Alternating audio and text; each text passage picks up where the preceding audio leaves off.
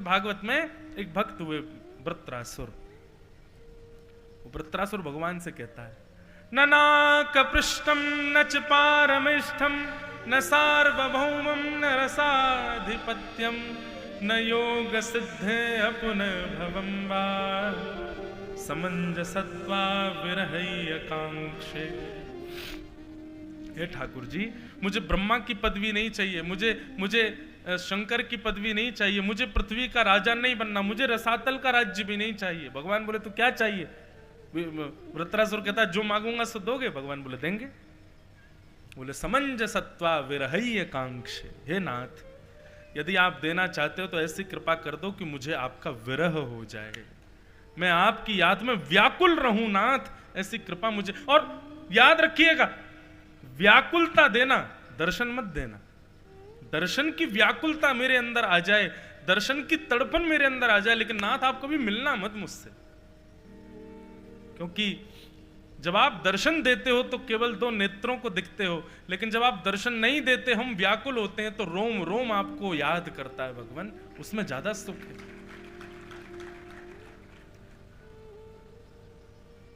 कहने का भाव बंधुओं केवल इतना है, हमारे जीवन का कल्याण क्या है?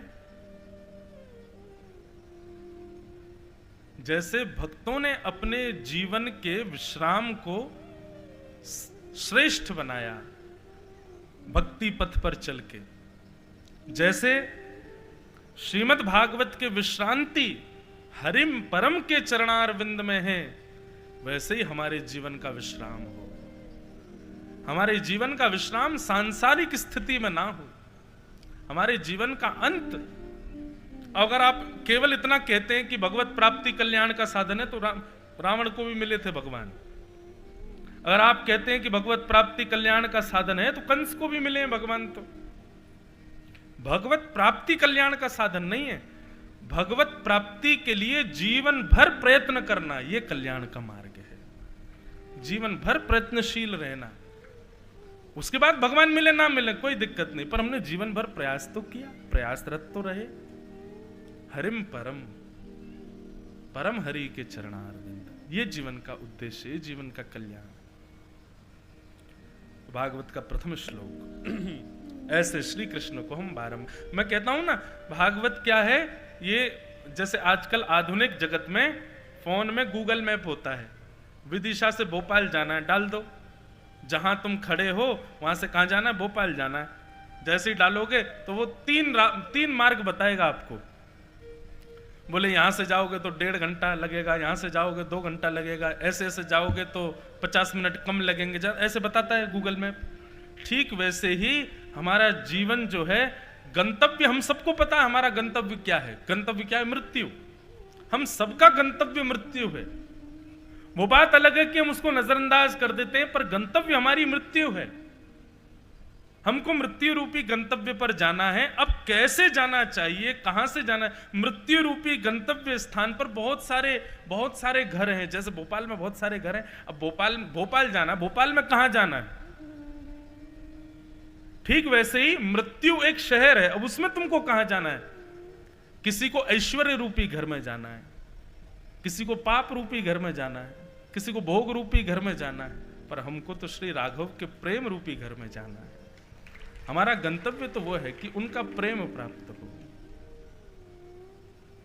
उसके लिए श्रीमद् भागवत जी नेविगेशन है।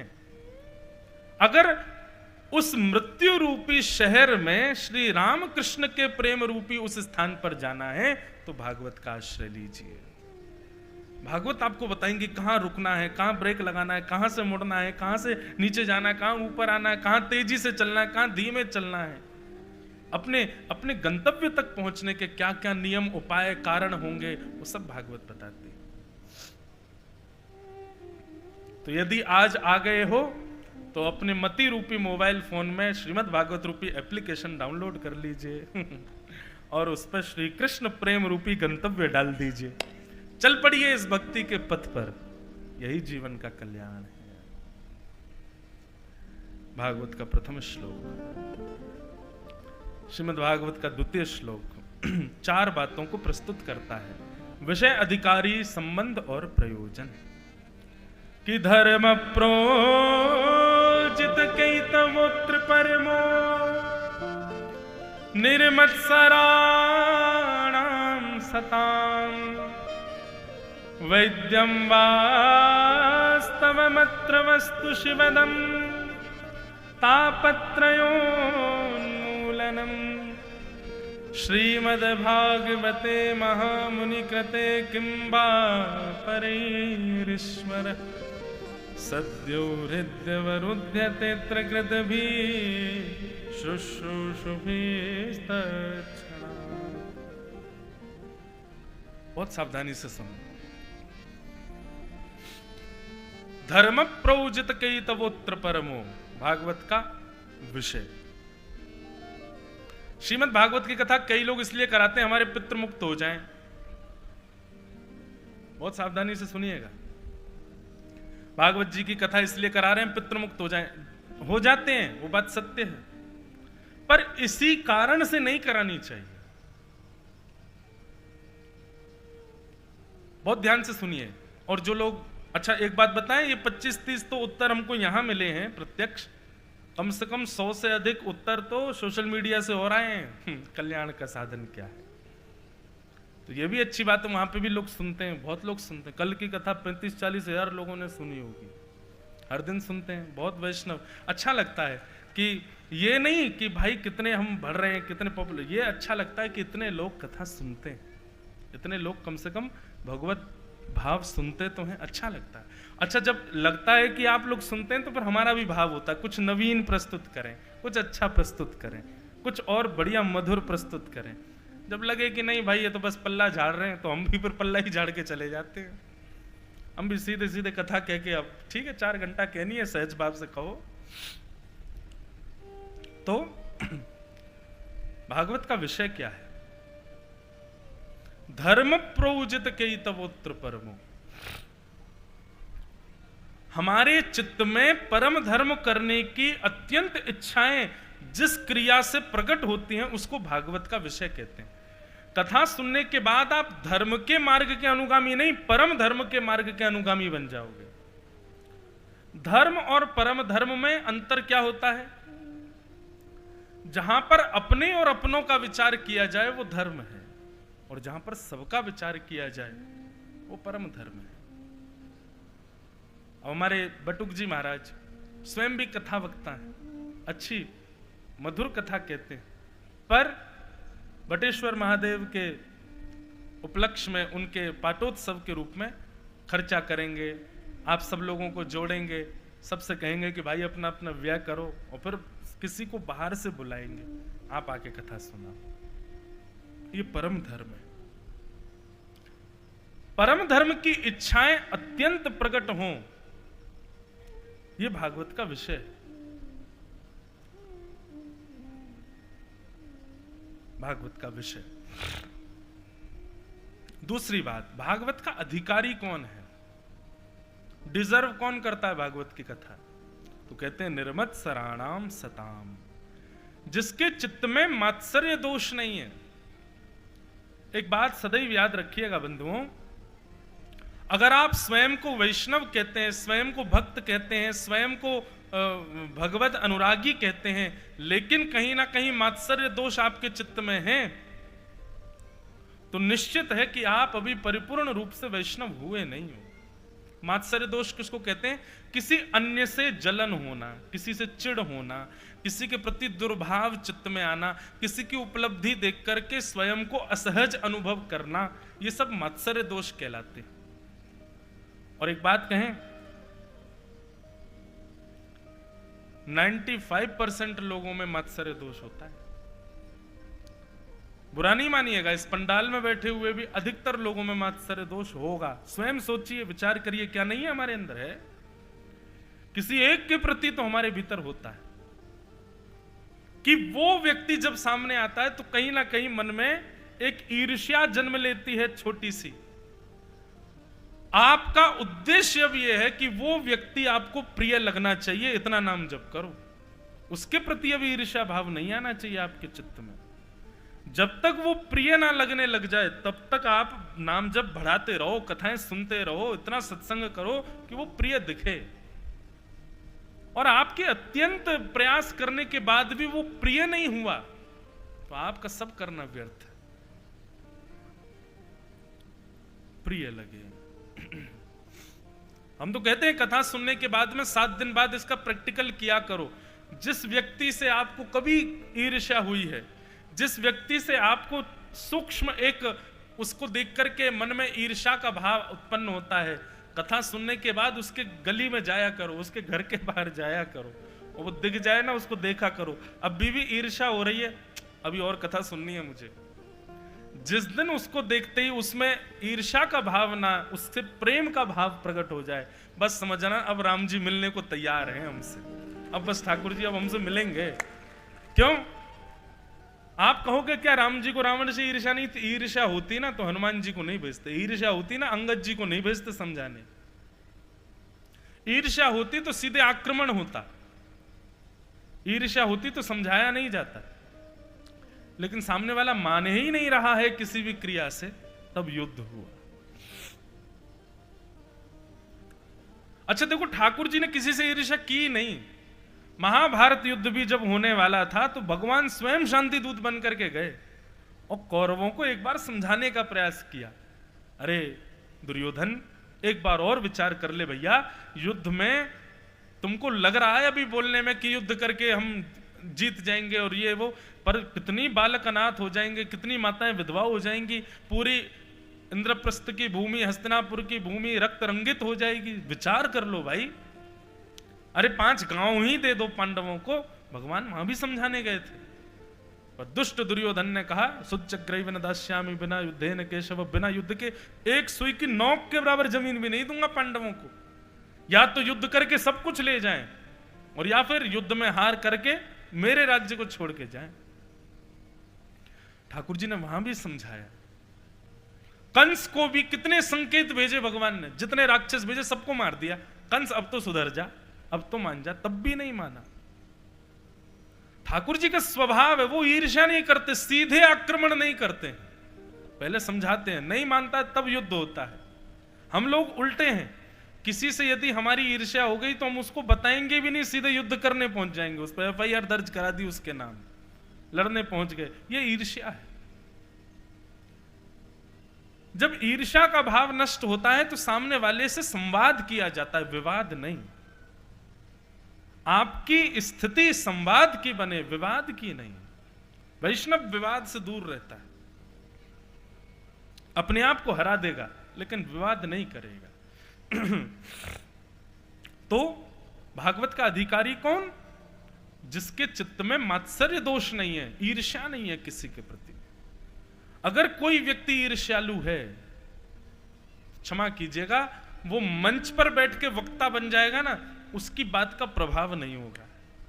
और वो श्रोता बन के कथा में बैठ जाएगा तो 4 घंटे में क्या सुना सब भूल जाएगा। ईर्ष्यालु, ये ईर्ष्या का दोष एक प्रकार का बांध है हमारे कानों में, जो कथा आने तो देगा लेकिन भीतर नहीं आने देगा, प्रवेश नहीं करने देगा। इसलिए इस ईर्ष्या के मात्सर्य दोष को पहले हटाइए। और मात्सर्य दोष हटेगा कैसे? सत्संग। बंधुओं, हर देखो जैसे कहते हैं ना, एक आध दवाई ऐसी होती है, नाम क्यों बोलूं, वो सब चीजों में काम आ जाती है, सिर दर्द में भी, बुखार में भी, शरीर के दर्द में भी, खांसी में भी, जुकाम में भी। एक आध दवाई ऐसी होती है, वो सारे रोगों की एक ही दवाई है। ठीक वैसे ही जितने भी संसार में दोष हैं मानव के भीतर, सबकी एक ही औषधि है, सत्संग। बस उसका श्रवण मन पूर्वक हो, ध्यान पूर्वक हो, वो कल्याणकारी होता है। तो भागवत का अधिकारी कौन? जिसके अंदर मात्सर्य दोष नहीं है। आप सब जानते हैं कि आपके अंदर किसके प्रति मत्स्य भाव है, मात्सर्य भाव है। उसके प्रति मात्सर्य भाव नष्ट करना, यही आपकी पहली जिम्मेवारी होनी चाहिए। तब आप अधिकारी बनोगे कथा के। निर्मत्सराणाम सताम वैद्यम वास्तवमत्र वस्तु शिवदम। श्रीमद् भागवत हमारा किससे संबंध कराती है? कथा सुनने से आप चिंता विमुक्त हो जाओगे, कथा सुनने से आप आर्त विमुक्त हो जाओगे, कथा सुनने से आप धनवान हो जाओगे, कथा सुनने से जीवन के सारे संकटों की रुकावटें दूर हो जाएंगी। नहीं, ये आर्तमुक्त होना, चिंता मुक्त होना, धनयुक्त हो जाना, जीवन में बहुत सारी उपलब्धियां प्राप्त हो जाना, कथा का ये उद्देश्य नहीं है। कथा का केवल एक उद्देश्य है, और वो क्या है? वैद्यम वास्तव मत्र वस्तु शिवदम। आपको केवल और केवल श्री कृष्ण भगवान की पदवी से हटकर के किसी अपनत्व की पदवी पर दिखने लग जाएंगे। ये कथा का प्रयोजन है, ये कथा का उद्देश्य है। मतलब अभी तक तो भगवान श्री कृष्ण आपको भगवान दिखते हैं, वो भगवान है, लेकिन कथा सुनने के बाद में अब स्थिति क्या हो गई है कि अब बस नेत्र बंद करते हैं तो अपने मित्र के रूप में श्री कृष्ण दिखते हैं, अपने सखा के रूप में, अपने प्रियतम के रूप में, अपने पुत्र के रूप में, अपने सखा, इन प्रकार के संबंधों में श्री कृष्ण व्यवस्थित हो जाएं। ये कथा का संबंध है, इसी से संबंध कराती है भागवत की कथा। अन्य किसी भी उपाय से आप यदि कथा श्रवण के लिए बैठे हैं, माफ कीजिए, आपका वो उपाय पूर्ण होगा इसकी मैं गारंटी नहीं देता, पर आप श्री कृष्ण को अपना बनाने की भावना से यदि कथा में बैठे हैं तो ये इस बात का हम प्रमाण दे करके, लिख करके, हस्ताक्षर करके अपनी जिम्मेवारी पर कह सकते हैं कि ये साधन आपका निश्चित पूर्ण हो जाएगा। अच्छा, आप कहोगे हम कृष्ण को सखा मानते हैं, आप कथा सुना दोगे उससे श्री कृष्ण हमारे सखा बन जाएंगे। वो तो बिना कथा सुने भी हम सखा मानते ही हैं उनको। कथा ने ऐसा क्या विशेष किया? कथा सुनने से पहले आप श्री कृष्ण को सखा मानते थे, पर कथा श्रवण के बाद में श्री कृष्ण आपको अपना सखा मानेंगे। ये परिवर्तन हो जाएगा। और फिर क्या होगा? बोले अनुब्रजाम में हम नित्यम पूये ये तन्य रेणु विह। आप श्री कृष्ण के पीछे नहीं चलोगे, आप जहां जहां जाओगे ठाकुर जी आपके संग संग चलेंगे। अभी पहले तो हमको लगता था कि गिरधर लाल जी के संग हम जाते हैं। आज भी हम सुबह बटुक जी से कह रहे थे, मैंने कि जय हमको लेके चलते हैं, पर अभी अभी ये बात कहते कहते मन में आ रहा है कि पीछे पहले हम उनके पीछे चलते थे, पर अब उल्टा हो गया, अब वो हमारे संग संग चलते हैं। अब ये भाव हमारा परिवर्तित हो गया है कि ठाकुर जी जहां जाएंगे वहां हम जाएंगे। नहीं, ठाकुर जी ने अब संबंध बना लिया, बोले जहां तू ले जाएगा वहां मैं संग चलूंगा। एक हम पद गाते हैं ना, जहां ले चलोगे वहीं मैं चलूंगा। ये भक्ति की प्रारंभ स्थिति है। आप ठाकुर जी से कह रहे हो कि जहां आप ले चलोगे ठाकुर जी वहां हम चलेंगे, लेकिन भक्ति की चरम स्थिति क्या है? ठाकुर जी आपसे कहें जहां तू ले चलोगे वहां मैं चलूंगा, जहां तू बैठा दोगे वहीं मैं बैठूंगा, जो खवावेगो सो खाऊंगा।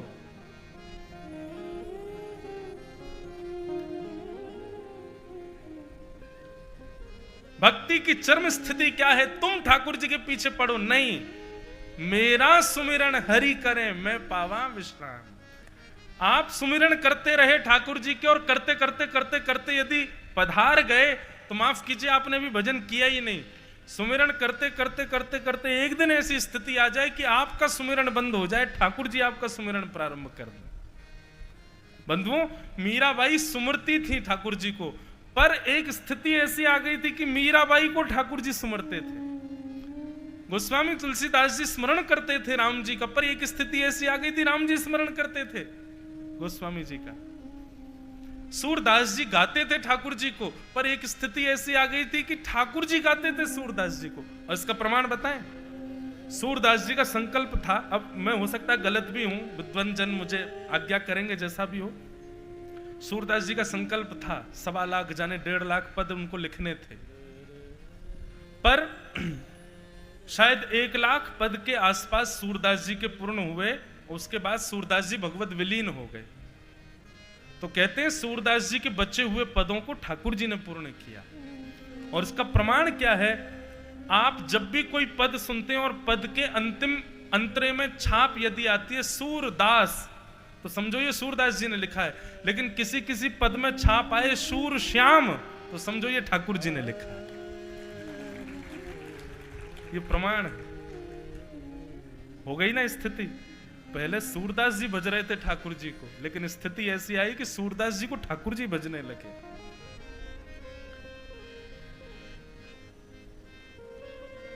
हरि जी मोरी क्या बिगड़ेगी जाएगी लाज तुम्हारी। ये सूरदास जी का पद नहीं है। सूर श्याम पाछे पछतई हो जब मोहे देख उघारी, ये ठाकुर जी ने लिखा है। ऐसा वैष्णव जन हमारे पूर्वाचार्य बताते हैं। गोस्वामी तुलसीदास जी ने मानस की रचना की,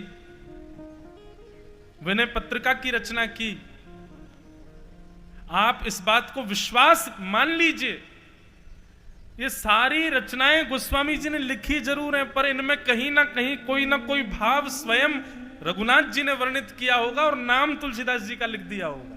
ये बात निश्चित है।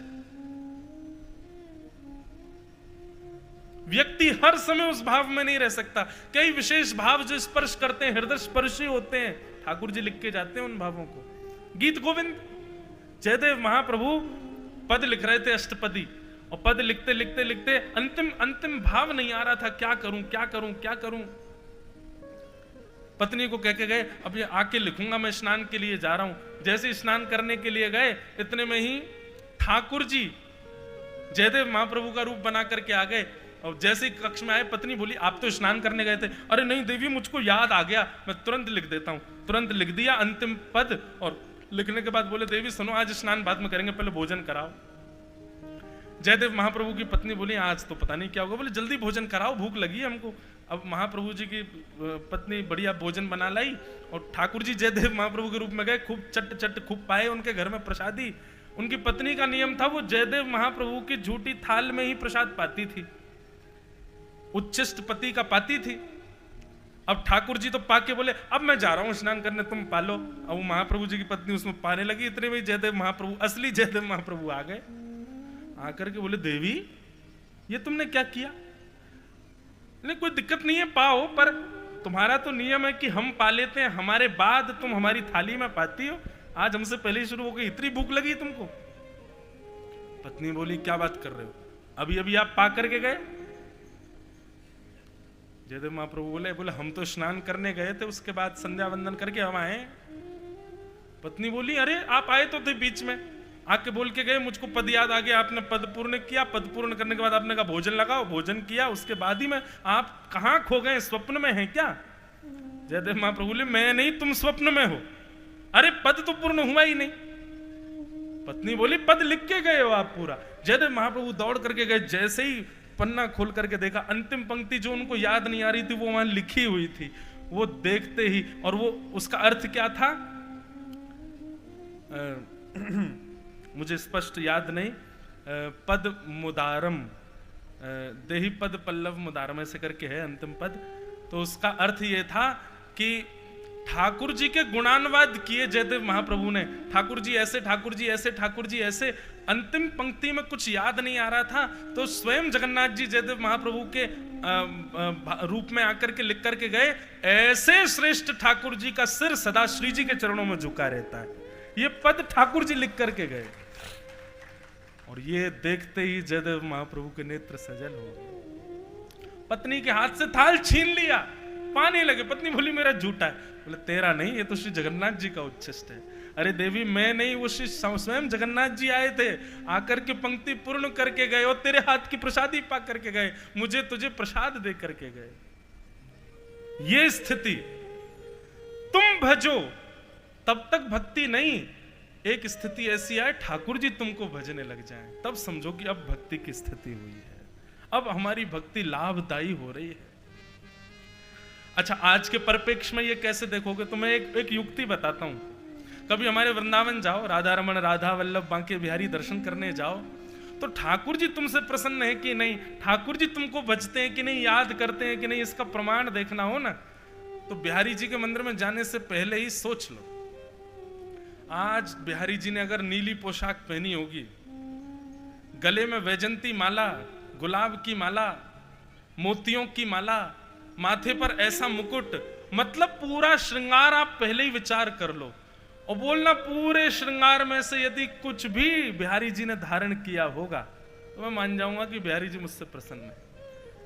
आप सुनो, एक बात बताएं, इस भावना से जब आप दर्शन करने जाओगे, बिहारी जी के उस रूप को जन्म जन्मों तक भूल नहीं पाओगे, क्योंकि आपकी दृष्टि फिर परखेगी ठाकुर जी को। और कहीं आपने जो विचार किया वो अगर मिल गया तो 3 आदमी संग लेके जाना, क्योंकि बेहोश हो जाओगे। फिर 3 आदमी चाहिए उठाने के लिए, फिर आप अनकॉन्शियस हो जाओगे, आप देह शुद्ध नहीं रहेगी। विचार करो, कुछ जो आपने सोचा वैसे ठाकुर जी मिल गए। हम तो खूब करते हैं ठाकुर जी के संग ऐसी लीला। अभी की बात है, ये हमारे ठाकुर जी का हर वर्ष उत्सव होता है 11 से 17 जनवरी। बटुक जी पधारे थे द्वारिका। अगले वर्ष वो उत्सव नाथ द्वार में है। तो हम कथा द्वारिका पूर्ण करके सीधे मेरी कथा थी गुना में, मध्य प्रदेश। तो हम सोच रहे थे कैसे जाएं गुना। तो द्वारिका से हम आ गए इंदौर, और इंदौर से बाय रोड गुना जाना था। तो विचार था कि मध्य में महाकाल भगवान को प्रणाम करेंगे और सीधे जाएंगे, फिर गुना में जाके कथा करेंगे। लाल जी हमारे संग थे, हम 2 लोग थे, हम और अनुस पंडित जी थे साथ में। तो जैसे हम महाकाल मंदिर पहुंचे तो मैंने कहा ड्राइवर भैया गाड़ी ऑन रखना, ठाकुर जी को हम यहीं छोड़ जा रहे हैं गाड़ी में। मैं अपने उतर गया गाड़ी में से, चलने लगा। पंडित जी पीछे आ रहे थे, पीछे देखा तो ये ठाकुर जी को जबरदस्ती ले ही आ रहे थे संग में। मैंने कहा अरे भैया मैं गाड़ी ऑन करवा के आया, तो ठाकुर जी को छोड़ दो वहीं पे, तुम ले क्यों आए? बोले हमने सुना ही नहीं। अब मैंने किया यार इनने सुना ही नहीं कि मैंने कहा है ठाकुर जी को छोड़ दो गाड़ी में, गाड़ी ऑन है, हम दर्शन करके आते हैं। ये बोले हमने सुना ही नहीं। मैंने किया अब ले आए हो तो अब वापस क्यों करो, ले चलो। तो मन में एक सूक्ष्म भाव आया कि भाई मेरा मन तो था कि मैं महाकाल से मिलूं, पर महाकाल का मन था मुझे लाल जी से मिलना है। तो अभी सुनो आगे और।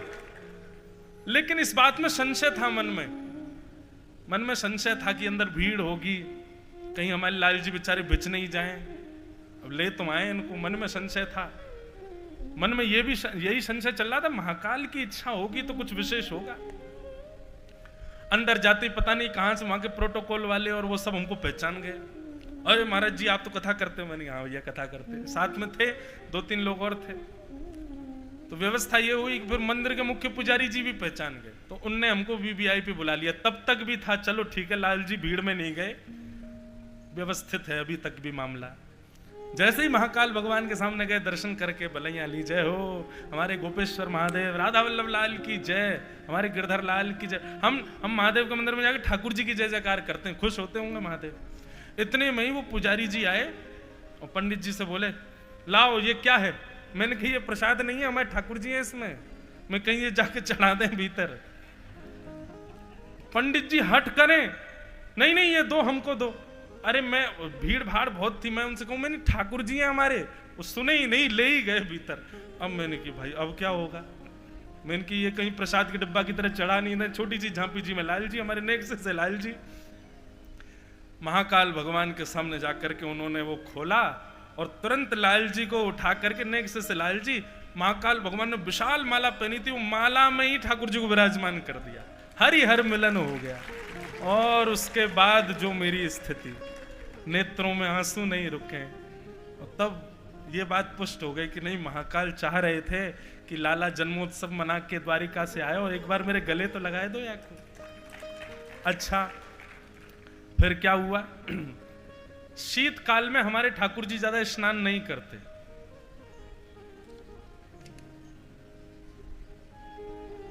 शीतकाल में हमारे ठाकुर जी का स्नान कम होता है, गीले कपड़ा से बस गाल वाल पहुंच दिए, हाथ पहुंच दिए बस। छोटे लाला है ना, रोज नहीं नहाते।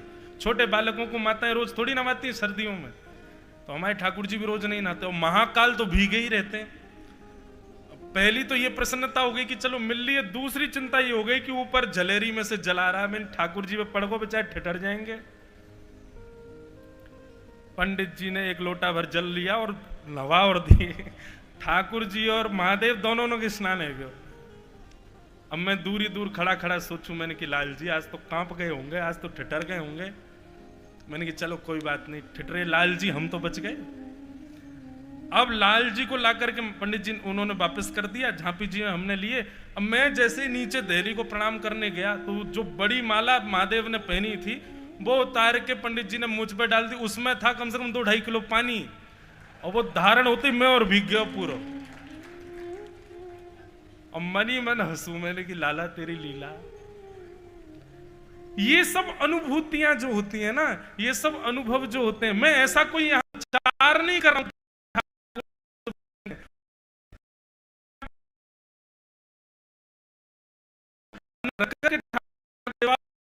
में यदि प्रयास किया ना तो एक और अष्टपदी गाऊंगा, बहुत सुंदर है। आप लोग ये जो फोन में निकाल रहे हैं गीत गोविंद बंधुओं, इसका प्रयास कीजिएगा कि कल से नित्य गीत गोविंद अपने ठाकुर जी को शयन के समय सुनाओ, और अपने ठाकुर जी को तो सुनाओ ही, एक बगल में स्वस्थ आज ही दुकान से बढ़िया नया आसन खरीदना, उस पर इत्र लगाना, इत्र लगा करके उस पर बढ़िया जो गुलाब जल का छिड़काव करके सुगंधित कर देना। उस आसन को कोई और प्रयोग ना करे, खाली आसन एक चौकी पर रख करके ऐसा भाव रखना कि ठाकुर जी इस पर बैठे हैं, फिर गीत गोविंद गाना। 1 महीना, 2 महीना, 6 महीना, 1 वर्ष, 2 वर्ष, 5 वर्ष नित्य गीत गोविंद उस आसन पर बैठ के ये भाव रखना कि इस पर ठाकुर जी बैठे हैं इस आसन पर, और गीत गोविंद आप पाठ करना। एक दिन आपको ऐसा अनुभव होगा कि उस आसन पर साक्षात ठाकुर जी अपनी थोड़ी पर हाथ रख के बैठे और आपका गीत गोविंद सुन रहे। और ये बात कोई मैं कह रहा हूं, मेरी बात पर विश्वास ना हो, स्वयं नाभा गोस्वामी भक्तमाल जी में कहते हैं, ता सुनवे राधा रमन अवश्य पधारे। गीत गोविंद सुनने के लिए श्री राधा रमन लाल जी अवश्य आते हैं। आओ सब लोग आओ। श्रित कमला कुच मंडल धृत कुंडल धृत कुंडल कलित ललित वनमाल जय जय देव हरे।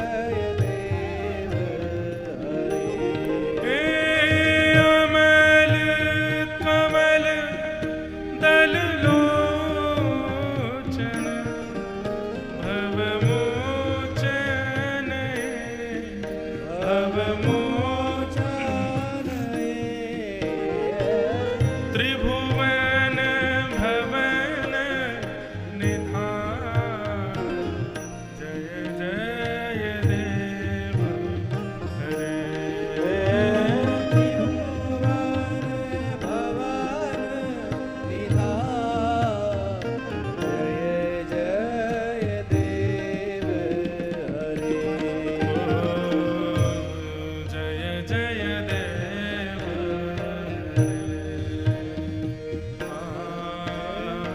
जय जय जनक सुता कृत भूषण जित दूषण जित दूषण समर समित दशकन जय जय देव हरे समर शमित दशकन जय देव हरे हे अभिनव जल धर सुंदर धृत मंदर धृत मंदर श्रीमुख चंद्र चकोर जय जय देव हरे श्रीमुख चंद्र चकोर जय जय देव हरे तव चरण प्रणतावयम्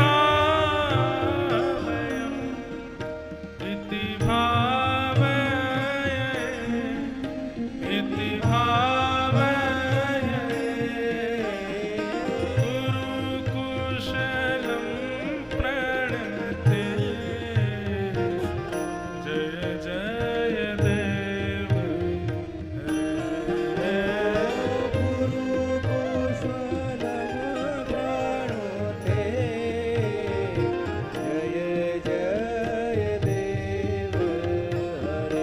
हरे श्री जय देवक वेरिदं कुरुते मुदं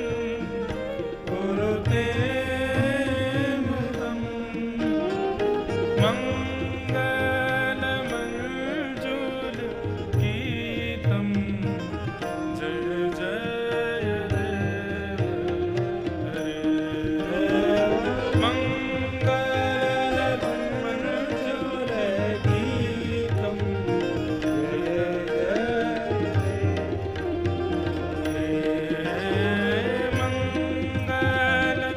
मंगलमंजुल गीतं जय जय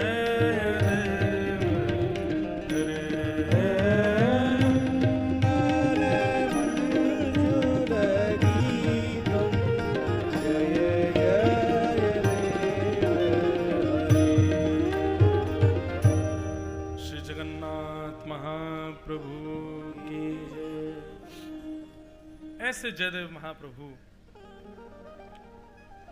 गीत गोविंद गा रहे हैं, पर उनकी भक्ति की प्रधानता क्या है कि उनकी भक्ति से प्रसन्न होकर के ठाकुर जी उनके अपूर्ण शब्दों को पूर्ण करने के लिए कवित्व रूप धारण करके आ जाते हैं, उनके भाव को पूर्ण करते हैं।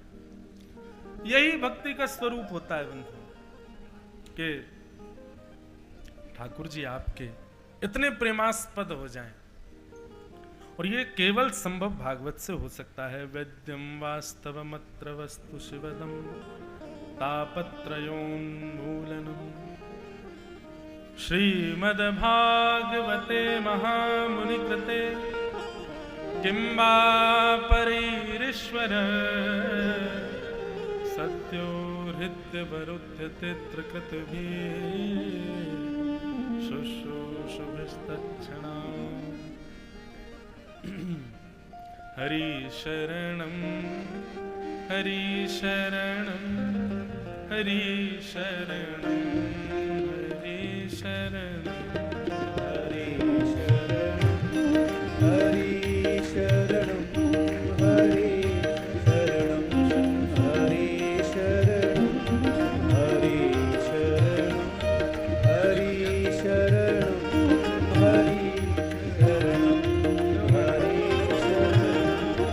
हरि शरणं हरि शरणं हरि शरणं हरि शरणं हरि शरणं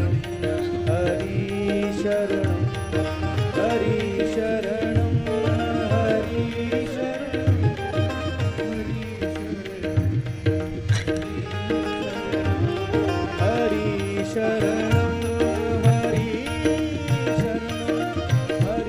शरणं हरि शरणं हरि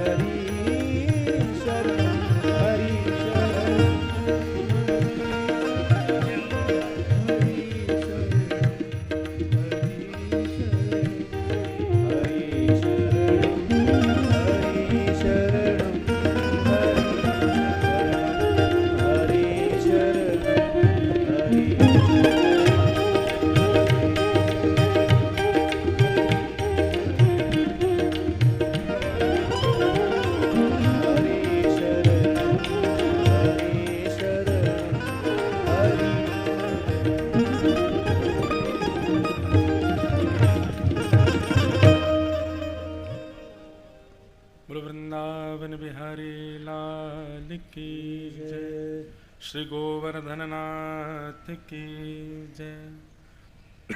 परमानंद का विषय आज हम आप सबके मध्य में श्रीमद् भागवत के बड़े सरस व्याख्याता एवं हमारे ब्रजमंडल से ही जो पधारे हैं हमारे अग्रज भ्राता स्वरूप श्री अभिषेक कृष्ण शास्त्री जी महाराज पधारे हैं।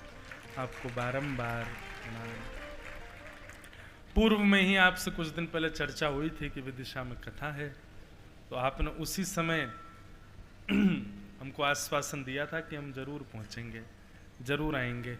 आप भी अभी शायद भोपाल से कथा विश्राम, अच्छा, पास ही शिव पुराण की कथा चल रही थी, वहां से विश्राम करके पधारे। तो आपको भी बारंबार प्रणाम है, बारंबार वंदन। यत्र तत्र कभी वृंदावन में या कभी कहीं किसी पारिवारिक कार्यक्रमों में भी आपके दर्शन सुलभ लाभ प्राप्त होते रहते हैं। खूब सुख, खूब आनंद मिलता है। समस्त आप वैष्णवों की ओर से एवं हमारे श्री बटुक जी महाराज एवं उनके समस्त परिकर की ओर से, बटेश्वर महादेव संस्था की ओर से आपको बारंबार प्रणाम। तो चर्चा में पुनः प्रवेश करें। चर्चा का क्रम चल रहा था वेद्यम वास्तव मत्र वस्तु शिवदम। कथा सुनने से ये भागवत का विषय अधिकारी संबंध, प्रयोजन में संबंध का विषय। श्रीमद् भागवत अन्य किसी भाव की पूर्ति आपकी करें ना करें उसमें संशय है, पर यदि भगवत संबंधी भाव यदि आपके चित्त में है कि ठाकुर जी से हमारा कोई संबंध हो, उसकी पूर्णता भागवत जी करती हैं। और कैसे वो संबंध दिखेगा कि हाँ वो संबंध अब पूर्ण हो रहा है, उसके लिए मैंने अभी भी बताए, आपको कई उपाय बताए। तो ये भागवत का संबंध। अब चौथी बात, प्रयोजन। तापत्रयोन्मूलनम। आदिदैविक, आदिभौतिक और आध्यात्मिक तीन प्रकार के ताप हैं। ताप मतलब कष्ट। जीवन में चाहे कितने भी प्रकार के कष्ट हों, आते सब इन तीन के अंतर्गत ही हैं। श्रीमद् भागवत जी क्या करती हैं, बोले जब आप भक्ति पथ के अनुगामी बन जाएंगे, भागवत धर्म का पालन जीवन में करने लग जाएंगे, तो तीनों प्रकार के तापों का उन्मूलन भागवत जी करेंगी। तीनों प्रकार के ताप यानी कि फिर देह का कष्ट हो, पारिवारिक कष्ट हो, सामाजिक कष्ट हो, व्यवहारिक कष्ट हो, इन सब कष्टों से आप निवृत्त हो जाओगे। निवृत्त होने का मतलब क्या है, बहुत ध्यान से सुनो, इधर देखो सब लोग। निवृत्त होने का मतलब ये कष्ट आपके जीवन में नहीं आएंगे। कथा सुनने के बाद कभी बीमार नहीं पड़ोगे, कथा सुनने के बाद व्यापार में कभी गिरावट नहीं आएगी, कथा आदि भागवत धर्म का पालन करने के बाद परिवार में सामंजस्य बना रहेगा, ऐसा नहीं है। ये सब तो बने रहेंगे, ये सब हमारे प्रारब्ध हैं, सब हम भोगेंगे। बस इतना अंतर हो सकता है कि जो पहाड़ गिरना था वो कंकड़ में परिवर्तित हो जाएगा, पर गिरेगा जरूर। और सुनो, कई बार हो सकता है कि पहाड़ ही गिरे, लेकिन कथा सुनने के बाद, कल मैंने कहा था, अनुभूति नहीं होती उस कष्ट की। वैदिक पथ पर चलने के बाद, भागवत पथ पर चलने के बाद जब आप वैष्णव हो जाते हैं तो अनुभूति होना बंद हो जाता है। कोई बहुत बड़ा आप काम कर रहे थे, व्यापार कर रहे थे, मन में पहले ही सोच लिया था इतने का मुनाफा होगा, नहीं हुआ तो संसार का व्यक्ति तो आत्महत्या तक कर लेगा, लेकिन वैष्णव व्यक्ति गिरेगा नहीं, टूटेगा नहीं, फिर खड़ा होगा, फिर चलेगा। इसलिए वैष्णवता जीवन में होनी बहुत आवश्यक। आजकल छोटी छोटी बात पर डिप्रेशन हो जाता है, छोटी छोटी बात पर एंजाइटी, छोटी छोटी बातों पर बच्चे परेशान हो जाते हैं। युवाओं को इतने ज्यादा रोग और इतनी ज्यादा चिंताएं सताती हैं, क्यों? आध्यात्मिकता जीवन में नहीं है, सत्संग जीवन में नहीं है।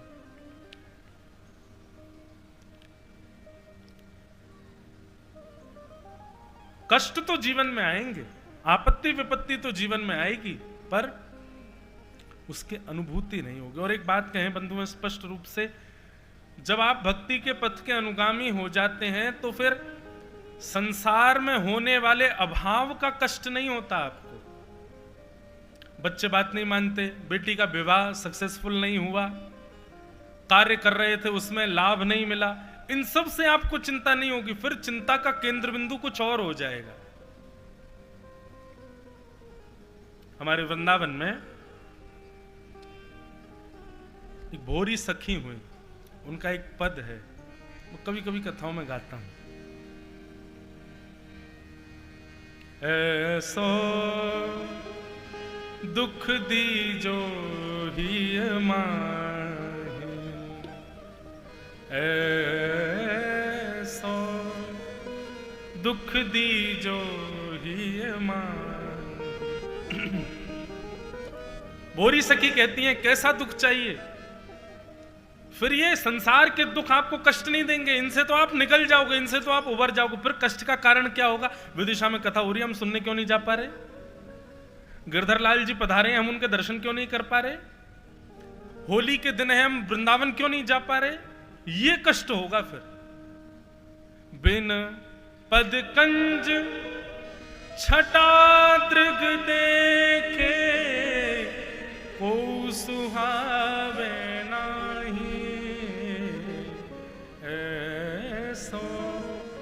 दुख दीजो ही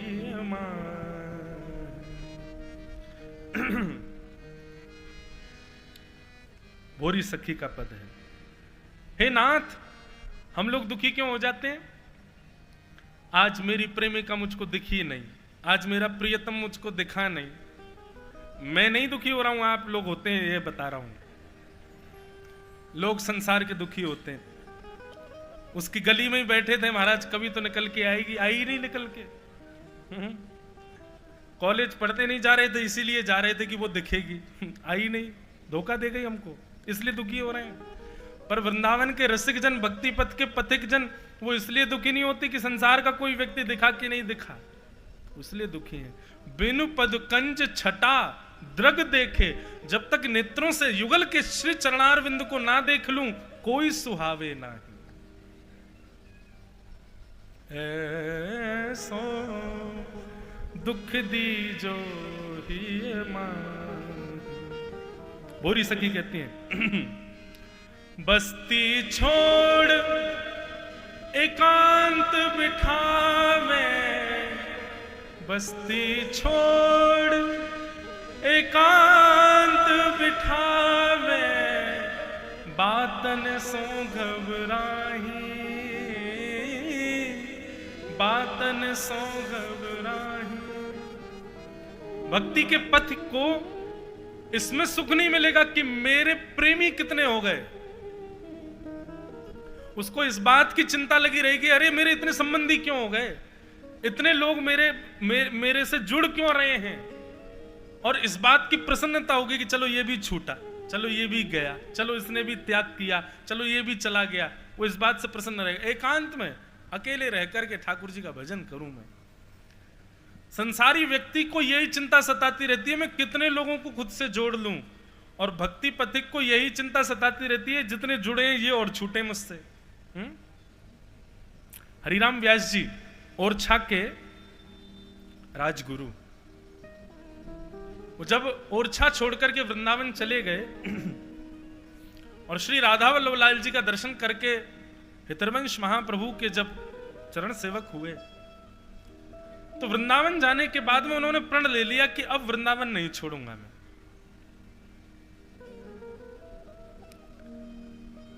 नहीं गए वृंदावन से, वृंदावन में ही रहते थे।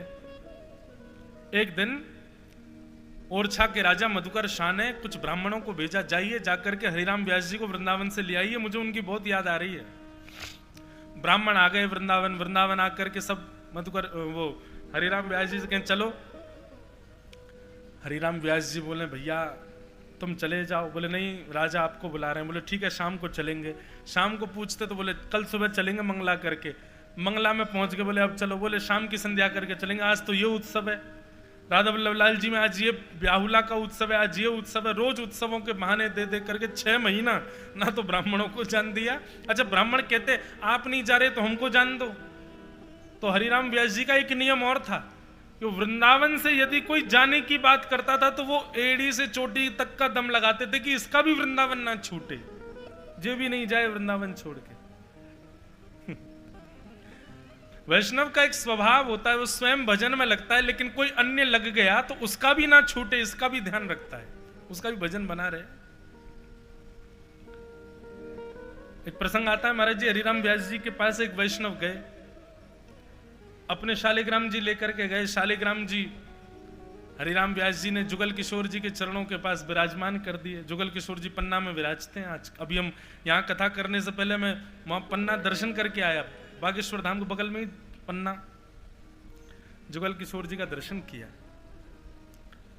तो वैष्णव कुछ दिन बाद कहने लगे अच्छा भैया आप हमारे शालिग्राम जी दे दो, हम वापस जा रहे हैं, अब कहीं और जाएंगे, अयोध्या जाएंगे या कहीं और जाएंगे। हरिराम व्यास जी बोले अरे राम राम राम, वृंदावन छोड़ के जाने की बात करते हो?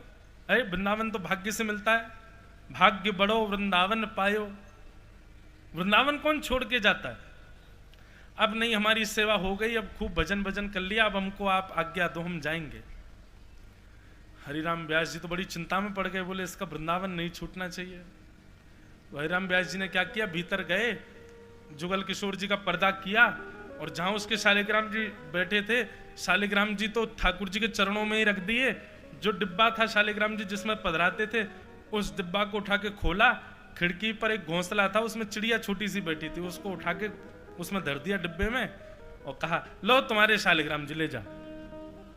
सुनो, जाने से पहले यमुना स्नान करके जाना, वृंदावन से जाते समय यमुना जल से स्नान करना चाहिए।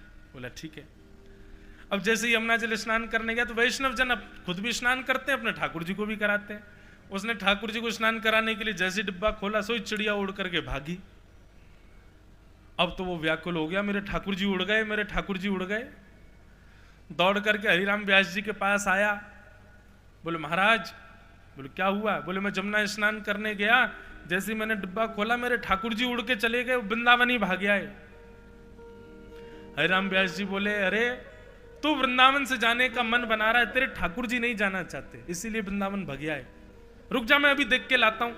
पर्दा अब की बार खुला ही हुआ था, देखने के लिए जैसे गए तो जुगल किशोर जी के चरणों के नीचे ही रख दिए थे शालिग्राम जी, और दिखा कर ओए देख ये रहे तेरे शालिग्राम, देख तू तो ले जा रहा था, जो चिड़िया बन के आए और आके देख यहीं बैठ गए चरणन में। सुन अब मत जाइयो वृंदावन छोड़ के, और उसका अखंड वृंदावन वास करा दिया, वो गया ही नहीं फिर वृंदावन से। तो श्री हरिराम व्यास जी ऐसे थे, वस्ती छोड़ एकांत बिठावे, बातन सो घबराही सो दुख दीजो ही हमार। हरिराम व्यास जी जब वृंदावन से नहीं गए तो ब्राह्मणों ने जाकर के हितरवंश महाप्रभु से शिकायत कर दी। महाप्रभु जी ने पहले तो कहा, भाई वो वृंदावन वास करना चाहते हैं तो तुम लोग ले जाने को क्यों तुले हो?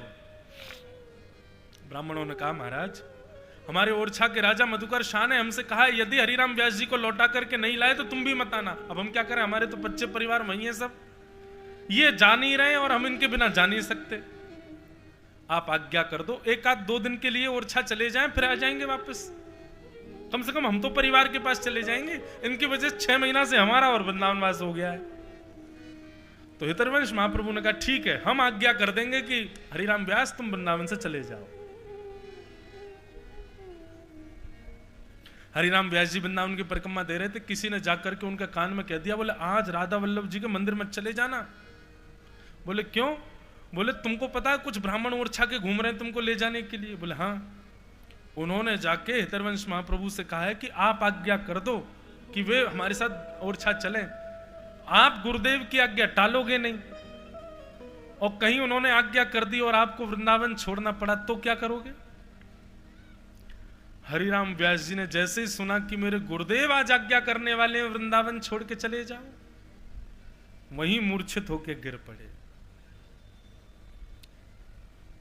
यमुना जी में गए, स्नान किया, काली काजल लेकर के माथे से आंख पर, नाक पर, मुंह पर, सब जगह काली पोतली अपने मुख पर, और वृंदावन के वृक्षों को गले से लगा लगा करके रोने लगे, हमसे कोई अपराध बन गया, हमें क्षमा कर दो।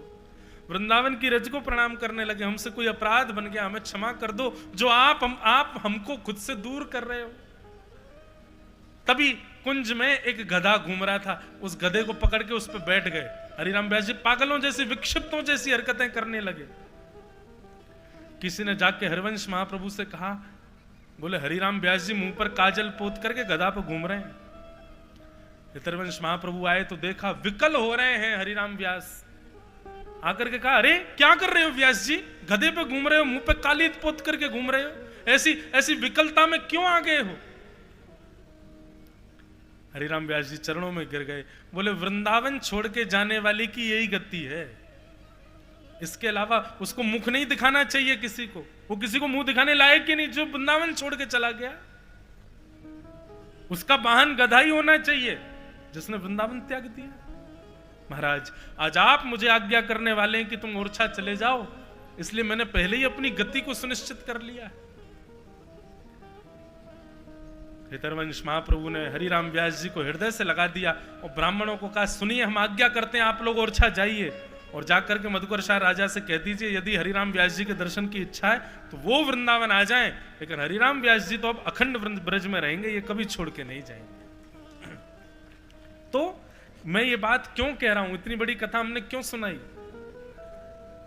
भक्ति के पथिक का कष्ट ये नहीं है कि दाल अच्छी नहीं बनी, सब्जी बढ़िया नहीं बनी, रोटी तुमने बढ़िया क्यों नहीं बनाई, मेरी जॉब क्यों नहीं लग रही, व्यापार क्यों नहीं हो रहा, धन कम क्यों हो रहा है, बच्चे घर की नहीं मान रहे, या ये पीड़ा या वो, ये सब पीड़ाएं उसको नहीं सताती। उसको केवल एक ही पीड़ा सताएगी कि आज मैं ठाकुर जी के और समीप क्यों नहीं जा पा रहा, कथा हो रही है मैं सुन क्यों नहीं पा रहा, मैं भजन कीर्तन में नृत्य क्यों नहीं कर पा रहा, मैं वृंदावन जाने का मन बना रखा है मैं जा क्यों नहीं पा रहा। वो इस बात से विकल होगा।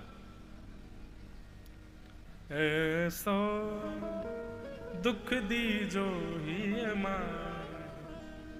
और भोरी सखी तो कहती हैं यदि ऐसा दुख आपके चित्त में नहीं आया तो माला छोड़ दीजिए, कथाएं सुनना छोड़ दीजिए, भजन का त्याग कर दीजिए, यदि ऐसा कष्ट आपके चित्त में नहीं है।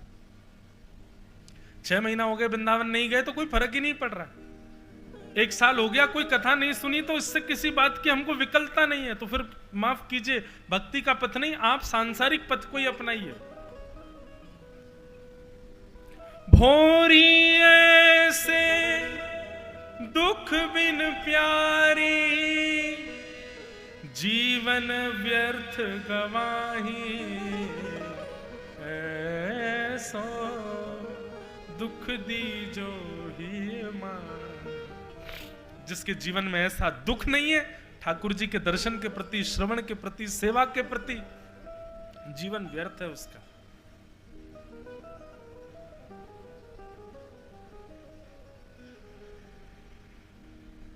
रोते तो बहुत लोग देखे, पर हर व्यक्ति को संसार के लिए रोता देखा। पर वो अश्रु नहीं, वो गंगा जल है, वो यमुना जल है जो कृष्ण विकलता में रुदन करे, जो ठाकुर जी की भक्ति के लिए रुदन करे। तो तापत्रयोन्मूलनम, आपके तीनों प्रकारों के ताप का उन्मूलन कर देगी श्रीमद् भागवत की कथा। और फिर एक ही ताप रहेगा चित्त में। कौन सा ताप? तब कथामृत तप्त जीवन कवि भीड़ितम कल्मषाप श्रवण मंगलम श्रीमदाततम भुवि गृह्णन्ति ते भूरिदा जना। श्रीमद् भागवत के आश्रय में आ जाओगे तो सांसारिक तीनों ताप आपके दूर हो जाएंगे, लेकिन एक ताप आपके चित्त में व्यवस्थित हो जाएगा। क्या? ठाकुर जी की कथा सुनकर के भगवत मिलन की तड़पन की ताप चित्त में प्रकट हो जाएगी, भगवत दर्शन की ताप चित्त में प्रकट हो जाएगी, ठाकुर जी के वैष्णव संतों की सेवा की ताप से चित्त सदा संदिग्ध रहेगा। ऐसी ताप व्यवस्थित चित्त में हो जाएगी। और हो जाए, इस ताप के आगे फिर सांसारिक ताप टिकेगा नहीं। सुदामा जी की पत्नी कहती हैं, कल एकादशी थी तो हम लोगों ने कुछ खाया नहीं, आज द्वादशी है, आज व्रत तोड़ना था, पर घर में कुछ है नहीं तो आज भी व्रत हो गया। सुदामा जी कहते, बोले अरे पगली, हमने कथा में सुना है एकादशी के दिन जो व्रत करता है ठाकुर जी उसको याद करते हैं। संसार के लोगों को महीना में 2 ही बार एकादशी करने का सौभाग्य मिलता है। कितने बड़भागी मैं और तू, मेरे और तेरे तो 6-6, 7-7 एकादशी हो जाती है महीना में। सोच, इतनी बार ठाकुर जी हमको याद करते हैं। ऐसी बुद्धि हो जाती है। फिर संसार में किसी वस्तु को ना मिलने की पीड़ा नहीं होती, उस वस्तु में भी भगवत मिलन हो, उस वस्तु में भी भगवत भाव क्या है, ऐसी चिंता हो जाती है। तापत्रयोन्मूलनम श्रीमद्भागवते महामुनि कृते किं वा परैरीश्वर सद्यो हृद्यवरुध्यतेऽत्र कृतभिः शुश्रूषुभिस्तत्क्षणात्। श्रीमद्भागवते महामुनि कृते किं वा परैरीश्वर। श्रीमद् भागवत की कथा कितनी श्रेष्ठ है। बोले सुनने के बाद ठाकुर जी चित्त में प्रकट होंगे। बोले नहीं, सुनने की इच्छा मात्र से ठाकुर जी चित्त में प्रकट हो जाते हैं। आप यहां पर आकर के बैठे हो, कथा सुनोगे, उसके बाद आपके चित्त में ठाकुर जी आएंगे? नहीं। आपने जिस दिन प्रचार में देखा कि यहाँ कथा होने वाली है, उसी दिन मन बना लिया कि हम कथा सुनने जाएंगे, उसी दिन ठाकुर जी आपके चित्त में व्यवस्थित हो गए, प्रकट हो गए। और इसका प्रमाण क्या है कि ठाकुर जी चित्त में प्रकट हो गए? यदि कथा में रुचि बढ़ रही है तो समझ जाओ ठाकुर जी चित्त में प्रकट हैं। और केवल सुन रहे हैं, 4 घंटा निकाल रहे हैं, तो समझ जाओ कि अभी ठाकुर जी चित्त में नहीं है, आप सुन रहे हो कथा। ठाकुर जी चित्त में आएंगे तो रुचि बढ़ती है।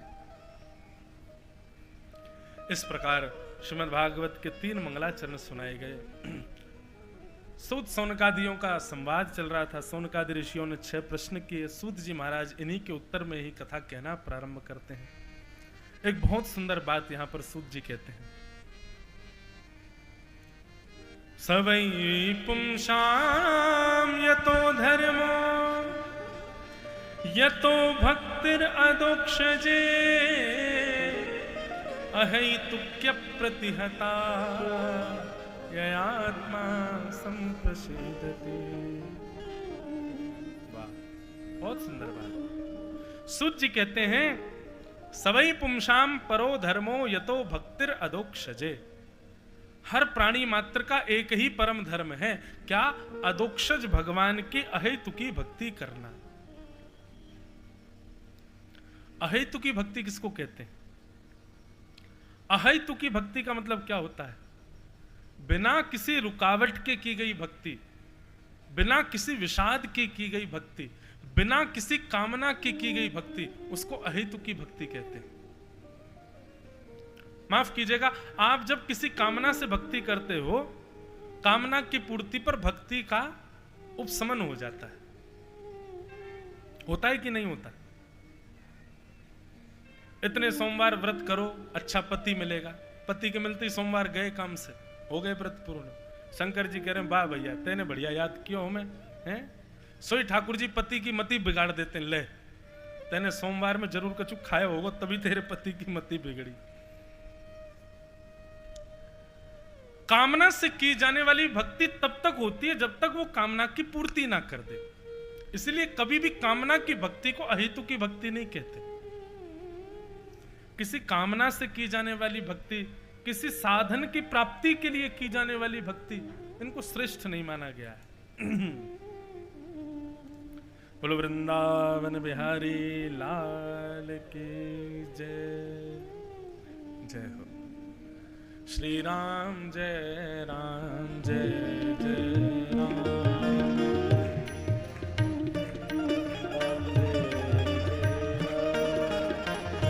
श्री राम जय जय राम।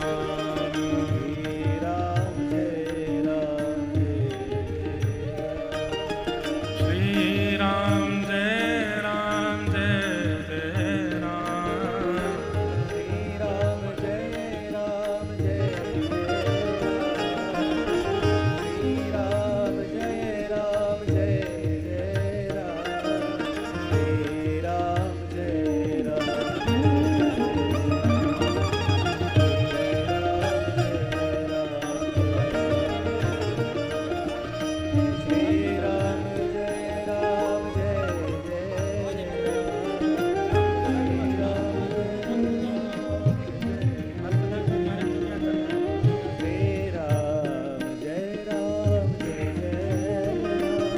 श्री राम जय जय श्री राम जय जय राम।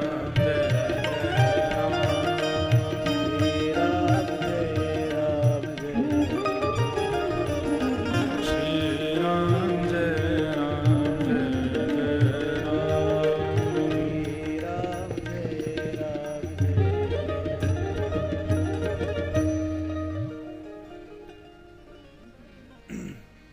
वृंदावन बिहारी लाल की।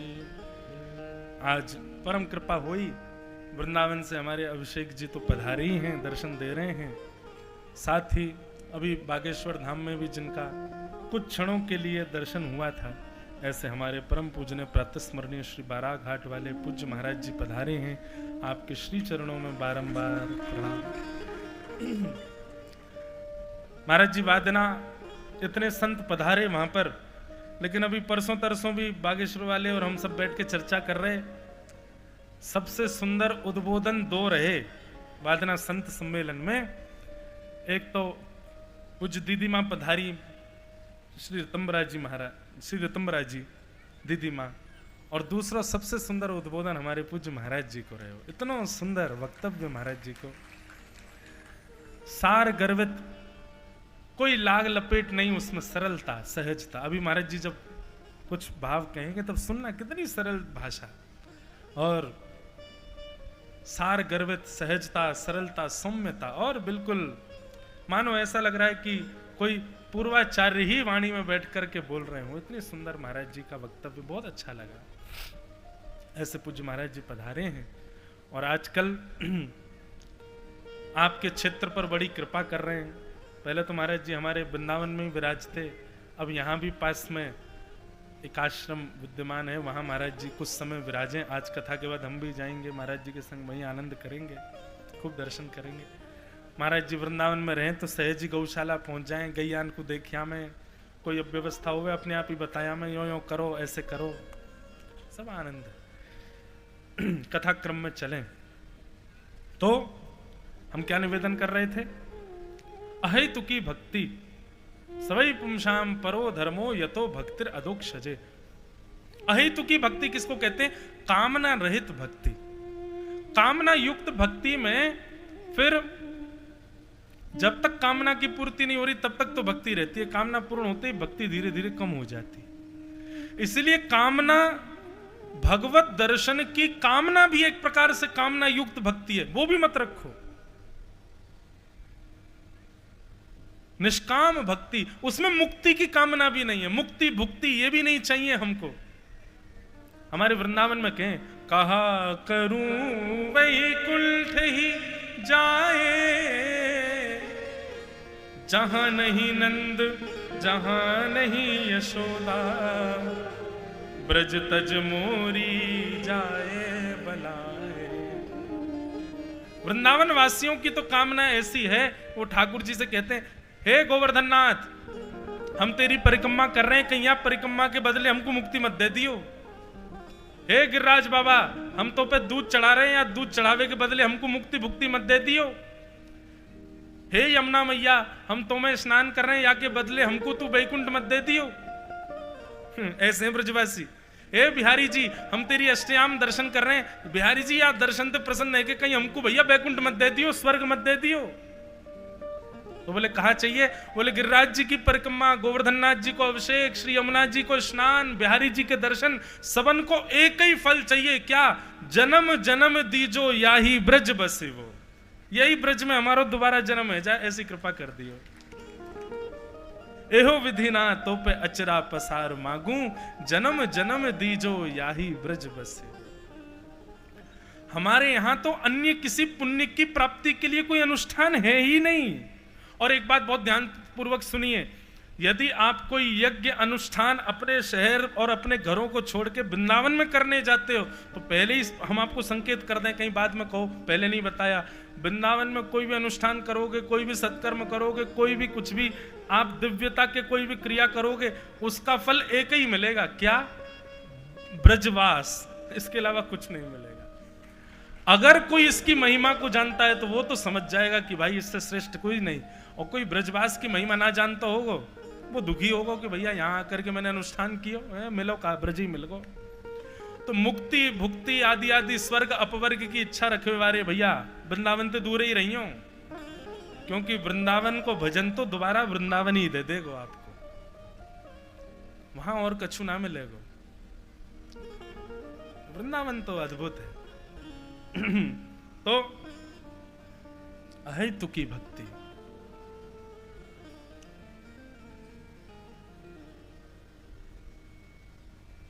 मीराबाई कहती हैं, चाकर राखो जू शाम माने, चाकर राखो जू। सुन करके मन में भाव आया कुछ। मीराबाई क्या कह रही हैं? बोले हे नाथ, हमारी भक्ति का एक वरदान हमको दे दो, हम जो आपको भजती हैं, हम जो आपका पूजन करती हैं, इन सब का एक फल हमको दे दो। क्या? हमको अपने यहाँ चाकर रख लो। चाकर मतलब हमको अपना नौकर बना, हमको चाकरी चाहिए।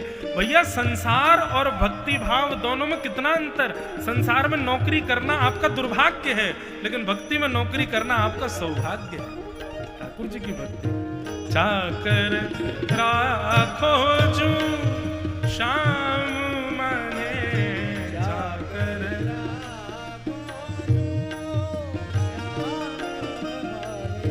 चाकर राखो जू शाम माने, चाकर।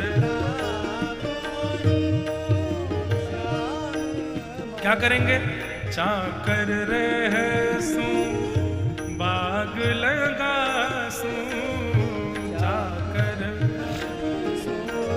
बाग लगासू, चाकर रहसू बाग लगासू, चाकर रहसू बाग लगासू। नित उठे दर्शन पासू,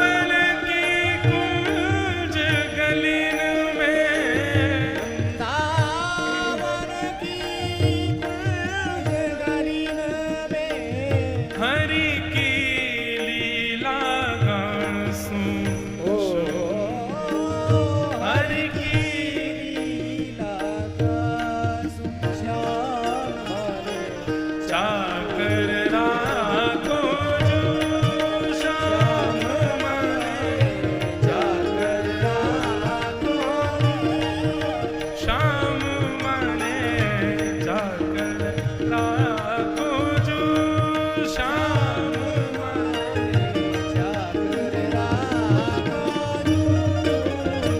भैया एक बात सुनो, ये पद पदावलियां अगर गवे ना तो इसमें करताल जरूर बजाया करो, भाव से मगन होकर सुना करो। हमारे पद ना कहीं कहीं निकलते हैं कथाओं में, सब जगह नहीं निकलते। बागेश्वर में भी कथा, 2 दिन की कथा के बाद महाराज जी एक दिन उदास है गए। मैंने कहा भाई महाराज जी, बोले आप पद नहीं गा रहे। मैंने महाराज जी आज आप कह रहे हैं तो सुनाऊंगा, लेकिन पद तो अपने आप निकल के आवे। वो तीसरे चौथे दिन से पद गाए, पर ये पद कहने से नहीं गवेंगे, ये अपने आप प्रकट होते हैं। और ये सब जगह प्रकट नहीं होते, आप कथाएं सुन लेना। विदिशा में हो रहे हैं तो निश्चित है कि यहाँ पर कछु तो है। तो इसलिए भजन में तो शरीर नाचता है, पर इन पदों में तो मन रूपी मयूर नृत्य करता है। और ऐसा कह दूं तो कोई अतिशयोक्ति नहीं, भजन में मानव नाचता है, पदों में तो श्याम सुंदर नाचे। पदन में तो हमारा ठाकुर जी नाचे। या हमारे पीछे मत हटियो, मीराबाई के संग संग आलाप लेके गाओ, नेत्र बंद करके मीराबाई के संग अनुराग में गाओ। जो मीराबाई कामना कर रही है वो कामना आप भी करो। चाकर राखो जो श्याम मने, चाकर राखो जो श्याम माने, चाकर राखो जो श्याम मने, चाकर राखो जो। और चाकर बन के और क्या करोगी? पहले तो कही कि चाकर रहसूं, बाग लगासूं, नित उठ दर्शन पासूं, वृंदावन की कुंज गलिन में हरि की लीला गासूं। ये अहितु की भक्ति का परिचय है, इसको कहते हैं अहितु की भक्ति। दूसरा क्या कह रहे हैं? चाकरी में दर्शन पाऊं, चाकरी में दर्शन सुमिरन पाऊं खर्ची, सुमिरन खर्ची, भाव भगति जागीरी पाऊं, भाव भगति जागीरी पाऊं, तीनों बाता सरसी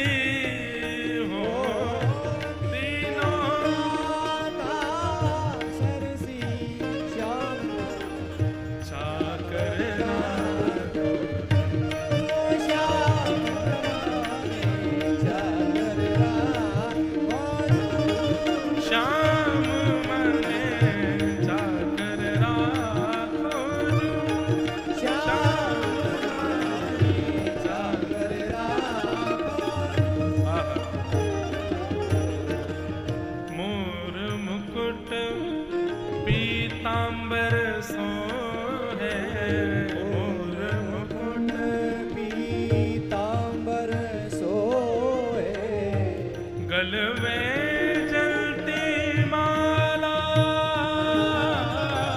गल में जलती माला, हे वृंदावन में धेनु चरावे, वृंदावन में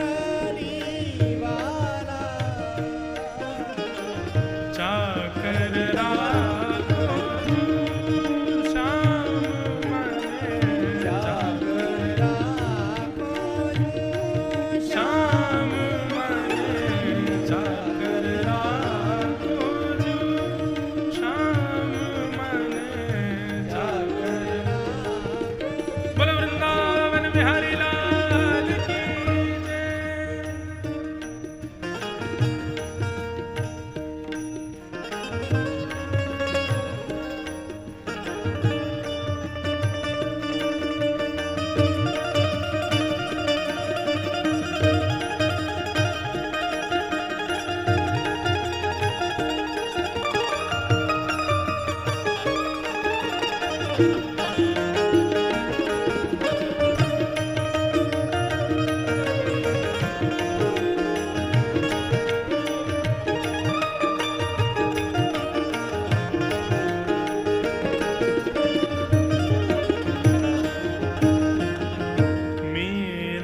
के प्रभु गहर गंभीरा, मीरा के प्रभु गहर गंभीरा, सदा बसो जे धारा, सदा बसो जे धारा। आधी रात प्रभु दर्शन दीने, आधी दर्शन दीने, प्रेम नदी के तीरा, प्रेम नदी तीरा श्याम मन, चाकर राखो तू श्याम मन, चाकर राखो श्याम चाकर राखो श्याम चाकर राखो तू श्याम सागर राखो, चाकर रहसो बाग लगासो, चाकर रहसो बाग लगासो। नित उठ दर्शन पासो, वृंदावन की कुंज गलिल में हरि की लीला गासो। चाकर राखो जो श्याम मने, चाकर राखो जो। अहेतुक्य प्रतिहता ययात्मा संप्रशीदति। अहेतुकी भक्ति, यही परम धर्म है हमारा। या तो भक्ति भाव में प्रवेश मत कीजिए, अगर प्रवेश करना है तो अहेतुकी भक्ति जीवन में आवे, इस भाव से ही प्रवेश करना है। केवल कार्य सिद्धि के लिए और मनोकामना पूर्ति के लिए भक्ति का आश्रय लेने वाले ठाकुर जी उनकी मनोकामना इसलिए पूर्ति करते हैं ताकि इनसे हमारा पीछा छूटे। जो मनोकामना पूर्ति और केवल कार्य की सिद्धि के लिए भक्ति भाव में आते हैं, विश्वास मानिए आपको ठाकुर जी ऐसे देखते हैं जैसे किसी से पीछा छुड़ाना हो। कोई व्यक्ति रोज हमारे घर पर आ जाए और घर पर आकर के द्वारपाल से कहे भैया ने मिलवा दो, हम उनसे बहुत प्रेम करते हैं। द्वारपाल ने आपसे आकर के कहा भैया आपका प्रेमी आया है, आप जाकर के उससे मिल लिए। अब उसने पहले तो अपना खूब प्रेम दिखाया, बोले आप बहुत अच्छे लगते हैं, आप चलते हैं तो बहुत बढ़िया लगते हैं, आप बैठते हैं तो बहुत बढ़िया लगते हैं, आपकी जो क्रियाएं हैं वो बहुत अच्छी लगती हैं। आप बड़े खुश हो गए, वाह हमसे प्रेम करता है। लेकिन 2-4 दिन बाद ही पता चलने लग गया कि इसकी दृष्टि तो हमारे धन पर है। ये इसलिए प्रेम कर रहा है हमसे ताकि हम प्रसन्न होकर के इसको कुछ दे दें। जिस दिन आपको ये बात पता चल जाएगी कि ये आपसे इसलिए प्रेम करता है कि आप अपना धन इसको दे दो, क्या होगा? उस दिन से आप अपने द्वारपालों से कह दोगे ये आए तो इसको कह देना हम घर पे नहीं है, हम है ही नहीं, हम कहीं चले गए, हम कहीं बाहर हैं। ये आए तो इसको कोई ना कोई बहानों से भगाते रहना, इससे मिलवाना नहीं, मिलने की इच्छा खत्म हो जाएगी। ठीक वैसे ही आप ठाकुर जी के समीप गए, ठाकुर जी बड़े प्रसन्न हो जाते हैं, वाह आज हम पर दूध चढ़ाने आया है, हमारी सेवा करने आया है, हमारी आराधना करने आया है। 2-4 दिन की आराधना के बाद आपने ठाकुर जी से कह दिया, हे ठाकुर जी बहुत जीवन में कष्ट चल रहे हैं, कोई कृपा करो। हे ठाकुर जी ऐसा चल रहा है, वैसा चल रहा है, ये काम नहीं बनना, हमारा विदिशा में घर नहीं बनना, ये नहीं हो रहा, वो नहीं हो रहा। ठाकुर जी कहेंगे अच्छा इसलिए आ रहा था, इसलिए पहले से इसका आगमन हो रहा था हमारे यहाँ। फिर ठाकुर जी उसको पूर्णता नहीं करेंगे, आपसे पीछा छुड़ाएंगे, बोले कि अरे यार ये तो हमारे पीछे जो स्वार्थ से लगा है। लेकिन फिर भी आप मंदिर आना बंद नहीं करते, रोज व्रत करते हो, मंदिर जाते हो, रोज व्रत करते हो, अन्न जल का त्याग कर देते हो, नित्य जो है कुछ ना कुछ करते ही रहते हो। तो ठाकुर जी इतने परेशान हो जाते हैं, फिर वो आपको वो वस्तु दे देते हैं, बोले ले मेरा पीछा छोड़, जा इसी के पीछे पड़ा रहे। और आपकी मनोकामना पूर्ण होते ठाकुर जी आपसे पीछा छुड़ा लेते। ये अहेतु की भक्ति नहीं है। अहेतु की भक्ति में तो ठाकुर जी प्रस्तुत कर रहे हैं दुनिया आपके सामने, लेकिन फिर भी आप सब तज हरि भज, सब छोड़ उन्हीं को मांग रहे। ऐसी आपकी स्थिति हो जाए, यह है अहेतु की भक्ति, और यही हमारा परम धर्म है। अहेतुक्य प्रतिहता यह आत्मा संप्रसीदति। सूत जी महाराज इसी प्रकार प्रवचन कर रहे थे। धर्मस्वनिष्ठितः पुंसां विश्वक्सेन कथासुय नोत्पादये दधिरतिं श्रम एव हि केवलम। बहुत सुंदर बात। आप कितने भी यज्ञ अनुष्ठान परिक्रमाएं कर लो, आप कितने भी सोमवारों के व्रत कर लो, मंगलवारों के व्रत कर लो, कितने भी महाकाल ओमकारेश्वर जा करके आप दूध जल और क्या कहते हैं बिल्वपत्र चढ़ा लो, कितनी भी नर्मदा यात्रा कर लो, लेकिन इन सब के बदले आपके चित्त में यदि ये भाव उत्पन्न नहीं हुआ है तो समझ लीजिए आपके द्वारा किए गए सारे कर्म व्यर्थ हैं। कौन सा भाव? तब कहते हैं विश्वक्सेन कथासुय। आप अभी आने वाला है श्रावण मास, श्रावण मास में रोज शंकर जी पर बिल्वपत्र चढ़ा रहे हो 108, नर्मदा जी की परिक्रमा कर रहे हो, ओंकारेश्वर महाकाल हर सोमवार जा रहे हो, खूब यज्ञ कर रहे हो, अनुष्ठान कर रहे हो, व्रत कर रहे हो, नियम कर रहे हो, लेकिन इन सब के करते करते करते करते आपके चित्त में यदि भगवत कथा सुनने की इच्छा प्रकट नहीं हुई, भगवत कथा सुनने के प्रति रति नहीं हुई, तो आपके द्वारा किए गए जितने भी धर्म अनुष्ठान आदि आदि हैं ये सब केवल श्रम एव ही केवलम। आप कहोगे महाराज जी आप वक्ता हो इसलिए कथा को प्रधानता दे रहे हो। मैं नहीं दे रहा हूं, ये सब जगह शास्त्र प्रधानता दे रहे हैं कथा को। कथा में रुचि बनना ये इस बात का प्रमाण है कि आपके द्वारा किए गए व्रत अनुष्ठान नियम जो हैं वो ठाकुर जी ने स्वीकार किए हैं, और कथा से अरुचि होना आपके द्वारा किए गए व्रत अनुष्ठान व्यर्थ हैं ये बतलाते हैं। कथा में रुचि होना भगवत प्रसन्नता का प्रतीक है, भगवत प्रियता का प्रतीक है। इस प्रकार श्री सूत जी महाराज प्रवचन कर रहे हैं। धर्मस्य यापवर्गस्य नार्थोर्थायोपकल्पते नार्थस्य धर्मैकान्तस्य कामो लाभाय स्मृत। धर्मस्य आपवर्गस्य, धर्म अपवर्ग है, पवर्ग नहीं है। अपवर्ग पवर्ग का मतलब क्या? हिंदी वर्णमाला में पवर्ग शब्द होते हैं, प फ ब भ म, चवर्ग तवर्ग तवर्ग, ये सब शब्द पढ़ाए जाते हैं हिंदी वर्णमाला में। ऐसे ही पवर्ग शब्द होते हैं प फ ब भ। कौन सा होता है?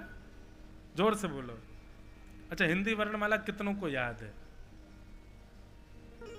आ आ इ ए उ ऊ कितनों को याद है? वाह, इनको हिंदू राष्ट्र चाहिए। हिंदी वर्णमाला याद नहीं है, हमको भी नहीं थी याद पर हमने कर ली याद। बताओ चवर्ग शब्द कौन से होते हैं? बताओ, जोर से बोलो, कोई जो बोलेगा उसको हम माला पहनाएंगे। कौन कौन से होते हैं? सुना तो रहे हैं ग्रुप में सब लोग, आ बोल दो, हमको कौन सा पता चल रहा है? ये दुर्भाग्य की बात नहीं है? और वैसे लड़ाई कर रहे हैं हम। हाँ, हमें पता है आपको याद होगा, माला आपके पास भिजवा देते हैं, पहन लेना। दिया ही हो भैया कोई पीछे। पवर्ग शब्द होते हैं प फ ब भ म। धर्मस्य यापवर्गस्य, धर्म अपवर्ग है, पवर्ग नहीं है। पवर्ग नहीं मतलब यदि आप धर्म का आश्रय पवर्ग स्थानों पर करते हो तो आप धार्मिक नहीं माने जाओगे। पवर्ग स्थान कौन कौन से हुए? प फ ब भ म। तो प से पाप, यदि पाप करने के बाद आप धर्म का आश्रय लेते हो, पाप निवृत्त होने के लिए, पाप हो गया आपसे कोई, अब आपको पता चल गया कि मैंने पाप कर दिया, अब आप उस पाप से निवृत्त होने के लिए खूब भजन कर रहे हो, खूब हनुमान जी के पास जा रहे हो, शंकर जी के पास जा रहे हो, तो आपका वो धार्मिक रूप जो है वो पाप से निवृत्त तो आपको कर देगा, लेकिन वो आपके धर्म की गिनती नहीं करेगा, आपके भजन की और आपके अनुष्ठान की गिनती नहीं होगी उसमें, क्योंकि आप एक पाप से निवृत्त होने के लिए धर्म का आश्रय ले रहे हो। समझ में आ रही है बात? तो पहला पाप, पाप में किया गया धर्म आश्रय उचित नहीं माना जाता। दूसरा शब्द है फल की प्राप्ति के लिए किया गया धर्म उचित नहीं माना जाता। किसी कामना से किया गया भक्ति भजन भाव श्रेष्ठ नहीं। प फ और फिर आया ब, यानी कि बंधन युक्त या बंधन मुक्त होने के लिए भजन जो आप करते हैं। आजकल के युवा मंदिर तो जाते नहीं, ब्राह्मणों को प्रणाम तो करते नहीं, धर्म शास्त्रों की बात तो मानते नहीं, लेकिन अपने मनपसंद प्रिय से ब्याह करने के लिए पंडित जी का आश्रय लेंगे। आप कुंडली देखो, आप ही हमारे फेरे भामर पड़वाओ, मंत्रोच्चारण करके हमारा ब्याह संपन्न करवाओ। माफ कीजिएगा, आप यदि धार्मिक नहीं हैं, केवल ब्याह रचाने के लिए आप धर्म का आश्रय ले रहे हो, तो आपका वो धार्मिक स्थिति आपकी मानी नहीं जाएगी। पाप फल बंधन, और चौथा शब्द आया भ, यानी कि भय। भय से किया भजन। रात में नींद नहीं आई, अचानक आंख खुल गई 2 बजे, तभी देखा पंखे पे कोई बैठा ऊपर, भूत पिशाच निकट नहीं आवे, महावीर जब नाम सामे ना सर हो गए। 108 पाठ कर दिए रात में हनुमान चालीसा के। हनुमान जी प्रसन्न नहीं होंगे उससे, क्यों? भय के कारण किया। कोई घर में अस्वस्थ हो गया और उसकी अस्वस्थता की पूर्णता के लिए आपने महामृत्युंजय का पाठ करा लिया, तो वो धर्म नहीं माना जाएगा। वो स्वस्थ जरूर हो जाएगा, पर वो आपकी धार्मिक स्थिति नहीं मानी जाएगी। क्यों? आपने भय के कारण कराया। पाप फल बंधन भय, और 5वां आता है पाप फल बंधन भय, और 5वां मृत्यु। जब तक जीवित अवस्था जवान अवस्था थी तब तक तो भजन किया नहीं, मृत्यु जैसी समीप आने लगी, बुढ़ापा आने लगा, सोई भजन प्रारंभ कर दिया। तो आपके द्वारा किया गया भजन श्रेष्ठ नहीं माना जाएगा। क्यों? जब इंद्रियां पूर्ण रूपेण स्वस्थ थी तब आपने भगवत भजन नहीं किया, जब इंद्रियां शिथिल हो गई तब आप ठाकुर जी के समीप जा रहे हो। वास्तविक में अगर आप पूछें कि भक्ति करने की सबसे श्रेष्ठ अवस्था कौन सी है, तो श्री प्रहलाद जी महाराज कहते हैं कौमार आचरित प्राज्ञो धर्मान भागवतान यह। जब आपकी इंद्रियां पूर्ण बलवान हैं, आपकी इंद्रियां हर तरह से भोगों को भोगने के लिए पूर्ण रूपेण आपके पास सुव्यवस्थित हैं, उस समय भोग का त्याग कर आप भजन के मार्ग पर जाओगे, तब भगवत प्राप्ति होगी। है? समझ में आई बात? जब आपकी इंद्रियां पूर्ण बलवान है, आंखों से जो चाहो देख सको, कानों से जो चाहो सुन सको, जो चाहो खा के पचा सको, जैसे साहेब भोग को अपनी इंद्रियों से भोग सको, उस समय भोग का त्याग कर भजन का मार्ग अपनाता है यदि कोई, ठाकुर जी उससे बहुत जल्दी रीझ जाते हैं। लेकिन जब इंद्रियां शिथिल हो जाती हैं, इंद्रियां अयोग्य होने लग जाती हैं, आंखों से दिखना बंद हो गया, कान से सुनाई नहीं दे रहा बिना मशीन के, दांत सारे टूट से गए, कड़क वस्तु खाते ही, ठंडी वस्तु खाते ही दांतों में झंझनाहट हो जाती है, चलते में महाराज हाँफने लग जाते हैं, चला नहीं जा रहा। गोवर्धन की परिक्रमा 2 दिन में लगाते हैं कई लोग, तो पैदल परिक्रमा गिरिराज जी की कई लोग 2 दिन में लगाते हैं। क्यों? कुछ थोड़ा पहले चल लेंगे, कुछ बाद में चल लेंगे। इतनी शिथिलता यदि इंद्रियों की होने पर आप तब भक्ति मार्ग में आते हो, तो फिर ठाकुर जी भी फिर कहते हैं वेट करो, अब मैं भी बाद में मिलूंगा, आराम से ही मिलूंगा। क्यों? इंद्रियां जब योग्य थी तब तो तुमने सारे भोग भोग लिए, और जब इंद्रियां शिथिल हो गई हैं तब आए हो कि हे सुख संपत्ति घर आवे, कष्ट मिटे तन का। मतलब सीधी वही बात, ताजा फूल अर्पित तो किया नहीं, बासा फूल अर्पित कर रहे हो। अपने प्रिय को तो ताजी रोटी खवाई जाती है, ताजी सब्जी बना के दी जाती है, और जिसके प्रति अप्रियता होती है उसको बासा दिया जाता है। लेकिन यदि कोई व्यक्ति श्रेष्ठ है, उसको बासा दोगे वो स्वीकार करेगा नहीं। ठीक वैसे ही कुमार अवस्था, युवा अवस्था, ये हमारा ताजापन है। उस समय अगर आप भगवत प्रीति करोगे तब ठाकुर जी प्रसन्न होंगे। युवा अवस्था निकलने के बाद यदि भक्ति मार्ग में आए तो एक प्रकार से ठाकुर जी आपको स्वीकार तब करेंगे जब ठाकुर जी को गरज पड़ेगी। मतलब बासा भोजन तभी किया जाता है जब कोई और ऑप्शन नहीं दिख रहा हो। नहीं तो ताजा ही पाते हैं सब लोग। ठीक वैसे भैया भक्ति का रूप, भक्ति का स्वभाव, भक्ति का स्वरूप युवावस्था, कौमार अवस्था। तो आज के बाद प फ ब भ म, पाप, फल, बंधन, भय और मृत्यु, इन 5 स्थानों पर भजन नहीं, इनके परे सीधी बात अकाम निष्काम भाव से भगवत भजन, बिना किसी कामना के, उसी के लिए भक्ति बनी है। तो इस प्रकार सूत जी महाराज प्रवचन कर रहे हैं, 24 अवतारों का वर्णन किया, भगवान के विविध विविध अवतारों के बारे में बताते हुए भागवत जी की रचना का क्रम बताया। इदम भागवतम नाम पुराणम ब्रह्म संहितम उत्तम श्लोक चरितम चकार भगवान ऋषि। ये भागवत ग्रंथ है जिसकी रचना स्वयं श्री वेद व्यास जी महाराज ने की। क्यों? आसावरी वेद व्यास जी महाराज ने जब इतने ग्रंथ लिख दिए थे तो फिर भागवत की रचना क्यों की? बहुत सावधानी से सुनिएगा सब लोग। वेद व्यास जी महाराज ने 4 वेद लिख दिए, 18 उपपुराण लिख दिए, 17 महापुराण लिख दिए, उसके बाद श्रीमद् भागवत एक और ग्रंथ क्यों लिख दिया? आजकल सबसे ज्यादा विवाद इस विषय का भी तो होता है कि हिंदू वैदिक सनातन धर्म में इतने सारे ग्रंथ हैं, बाकी सब जगह पर एक एक ग्रंथ है, तो एक एक का आश्रय लेते हैं। हमारे यहाँ इतने ग्रंथ हैं, किसका आश्रय लें समझ ही नहीं आता। एक बात इसकी आज के आधुनिक परिवेश में यदि इसका तर्क दूं तो बहुत ध्यान से सुनिएगा। आपने एक दुकान खोली और जीवन निकल गया, एक ही रही, तो यह आपका दुर्भाग्य है। लेकिन आपने कोई ऐसी दुकान खोली जिसकी पूरे भारत में क्या पूरे विश्व में फ्रेंचाइजी हो गई, तो यह माना जाएगा कि आपको बिजनेस करना आता था। आपकी जो वस्तु थी, आपका जो प्रोडक्ट था, वो इतना सराहनीय था कि सब जगह फैल गया। एक से अनेक फैक्ट्रियां हो जाएं तो इसमें माना जाएगा कि जो व्यक्ति है उसकी कार्यशीलता, उसकी बुद्धि की विवेकता और उस व्यक्ति का व्यक्तित्व विशाल था, इसीलिए एक से अनेक हो गए। लेकिन कोई व्यक्ति एक ही फैक्ट्री बना के जीवन भर चला गया, उसका दुर्भाग्य है कि वो एक में ही रहा।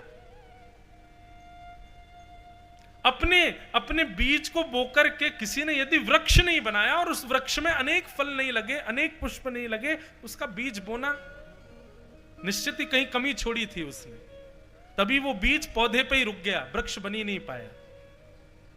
ठीक उसी प्रकार हमारे श्री वेद व्यास जी महाराज ने धर्म का ऐसा बीज बोया कि इतने सारे पुष्प और इतने सारे फल पल्लवित हिंदू वैदिक सनातन धर्म में हो गए।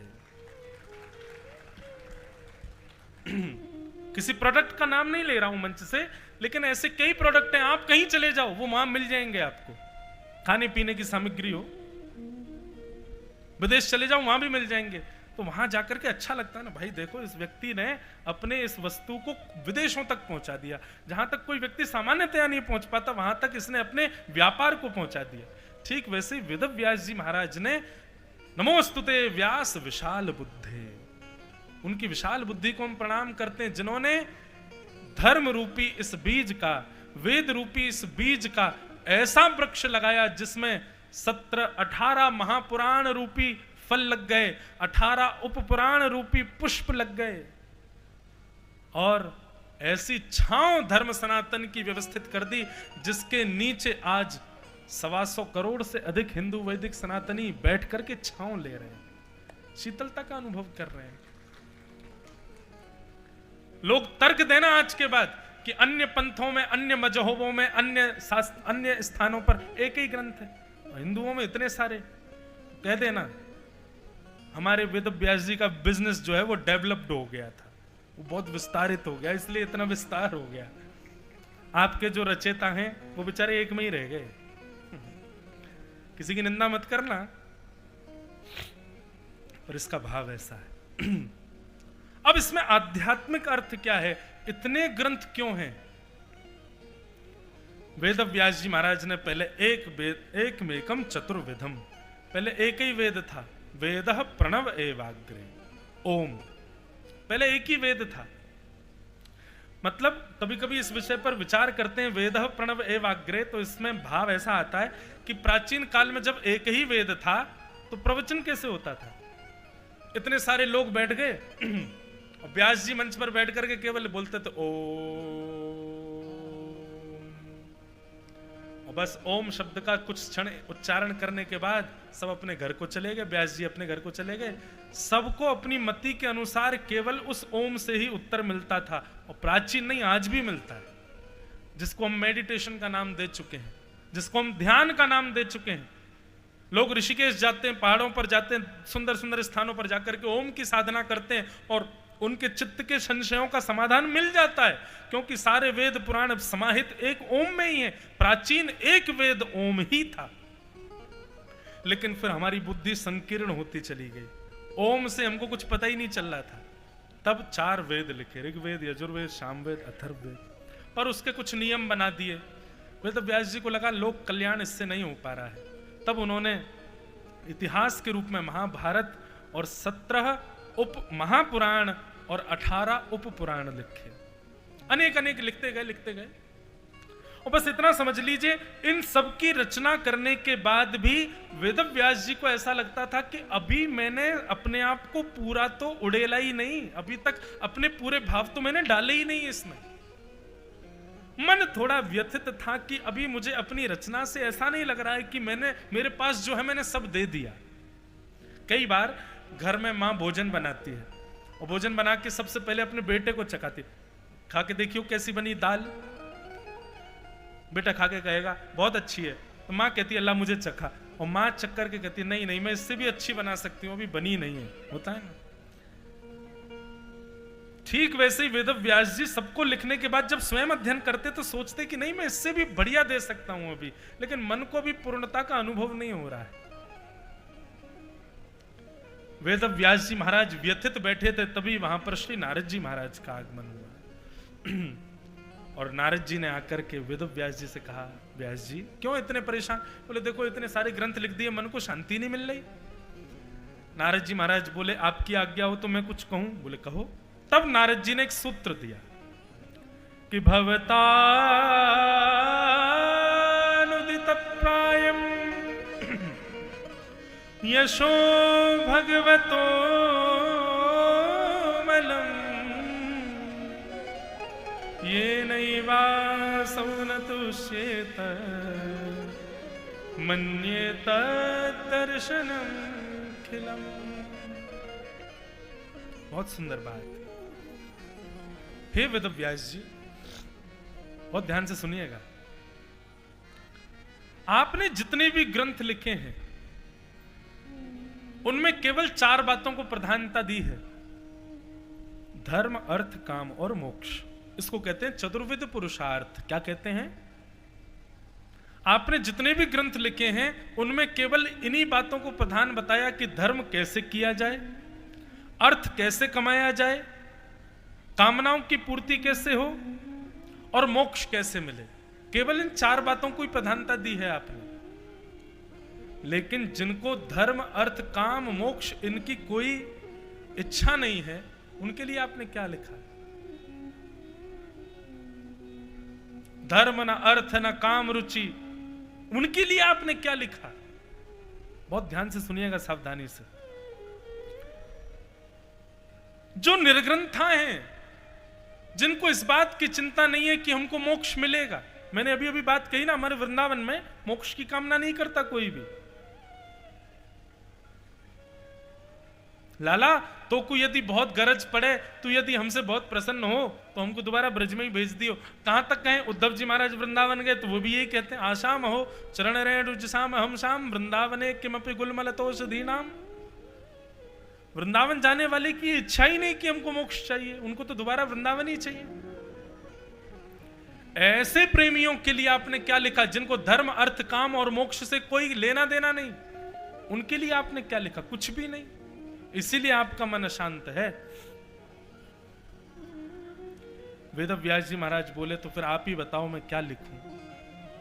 बोले जिनको धर्म, अर्थ, काम, मोक्ष नहीं चाहिए वो पंचम पुरुषार्थ के उपासक होते हैं, और पंचम पुरुषार्थ का नाम है प्रेम।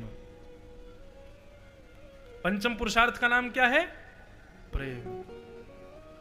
वो ठाकुर जी की आराधना किसी कामना से नहीं, मोक्ष की प्राप्ति के लिए नहीं, किसी किसी सांसारिक स्थिति के लिए नहीं कर रहे हैं, वो केवल श्याम सुंदर हमसे प्रसन्न रहें, वो बस हमसे खुश रहें, हमसे रीझे रहें, इसलिए कर रहे हैं। उनके लिए आपने क्या लिखा? कुछ भी नहीं, इसीलिए आपका मन अशांत है। और माफ कीजिएगा वेदव्यास जी, आपने जितने भी ग्रंथ लिखे हैं ना, सब जगह ठाकुर जी के पौरुष का वर्णन किया है, सब जगह ठाकुर जी के प्रभाव का वर्णन किया है, कहीं भी ठाकुर जी के स्वभाव का वर्णन नहीं किया।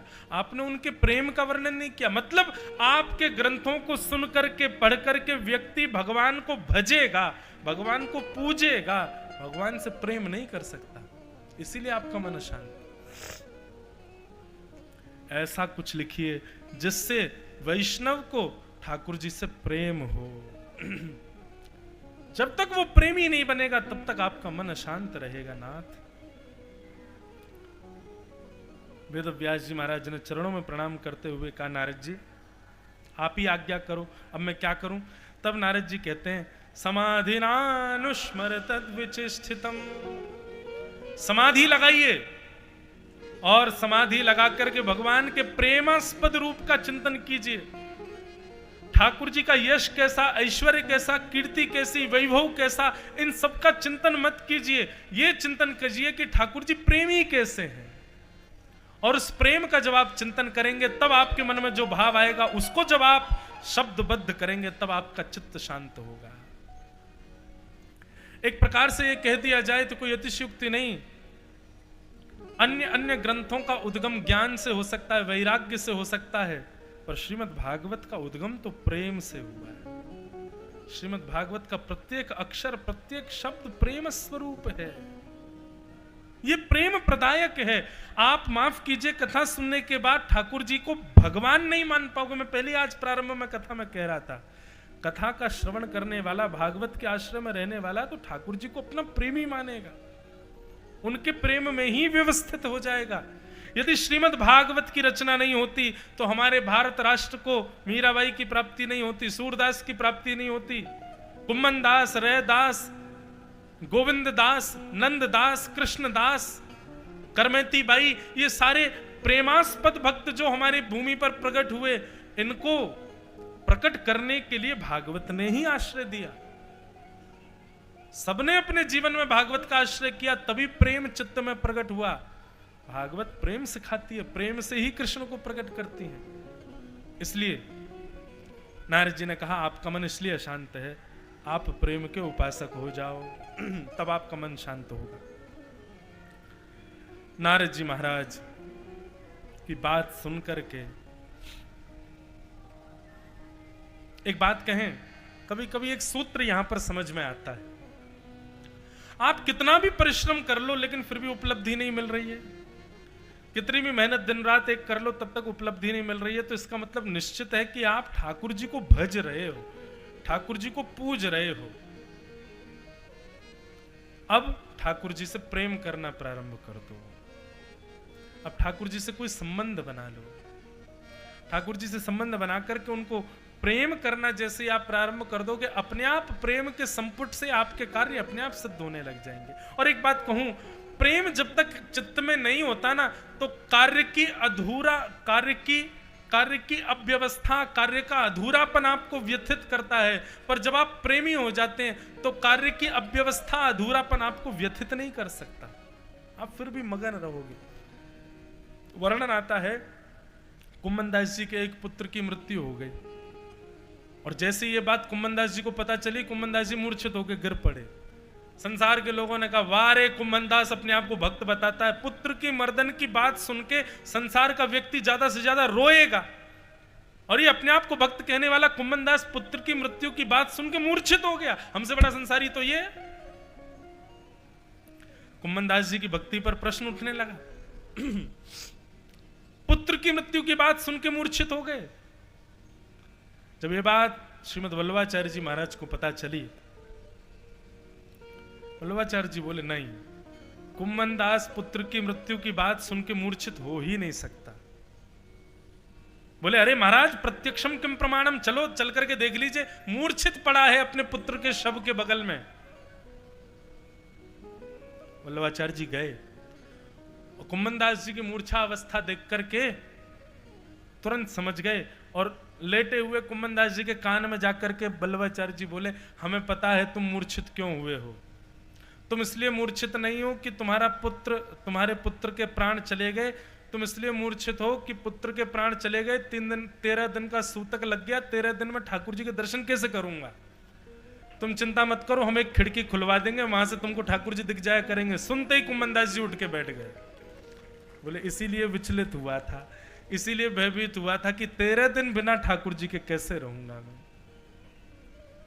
ये है प्रेमियों के लक्षण। एक बात आपको और एक हाथ जोड़ के कह दूं, भैया ये कथा सुनने में अच्छी तो बहुत लगती है, तालियां तो खूब बजाते हो, भाव तो आता है कि हम भी ऐसे भक्त हो जाएं, लेकिन एक बात के लिए तैयार रहना, जब ऐसी भक्ति चित्त में आएगी तो संसार आपको एक उपाधि से व्यवस्थित कर देगा, और वो उपाधि होगी पागल। जो पागल है भैया, इसको कोई फर्क नहीं पड़ता, इसको कोई फर्क नहीं पड़ता संसार में क्या हो रहा है क्या नहीं हो रहा है, इसको बस केवल भगवत भजन से काम। हमको भी कई बार हमारे परिवार के लोग कह देते हैं, कैसे परिवार में किसी दूर के रिश्तेदार ने कहा, भाई हमारी बेटी की शादी है, लाला कथा मत लियो या डेट में। हम कह देंगे ठीक है, सोई कथा आ गई ले ले। अरे भैया तू कैसो आदमी है, तो हमने पहले मना करी कथा मत लियो, फिर वो कर आयो। क्या करें, कथा के बिना जी ना पा, में बिना हरी चर्चा के बिना रह ही ना पा रहे।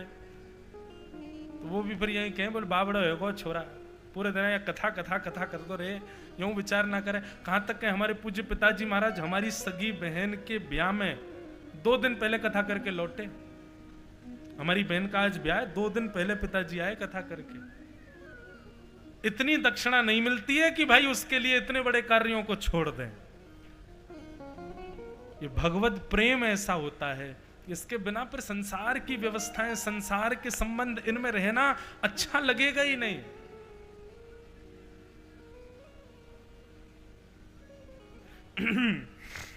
तो हम क्या कह रहे थे, प्रेम।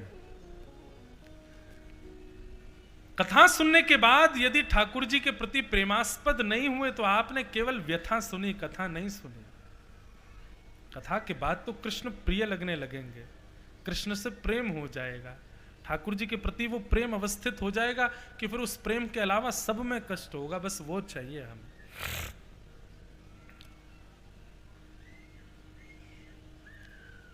मीराबाई, आज 2 दिन से मीराबाई खूब याद आ रही है। हमारे पूज्य नाना जी पंडित श्री कृष्णलाल शास्त्री जी महाराज जी ने दर्शन किए होंगे और आपने किए होंगे, बहुत अच्छे रसिक थे। रसिकन के प्रति जो भाव हमारे चित्त में प्रकट हुआ, ये पूज्य नाना जी की वजह से ही हुआ।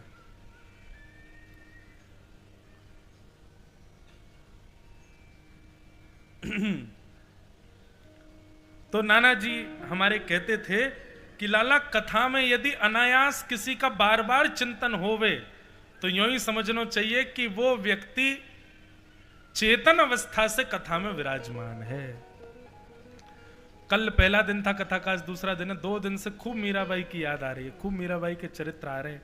तो निश्चित है कि भक्तिमती मीराबाई बैठी होंगी ऐसा तो नहीं कहूंगा, लेकिन हाँ ऐसा हो सकता है कि उनकी चेतना यहां से जरूर स्पर्श करके चली गई होगी इस पंडाल का, इसीलिए बार बार उनकी स्मृति आ रही।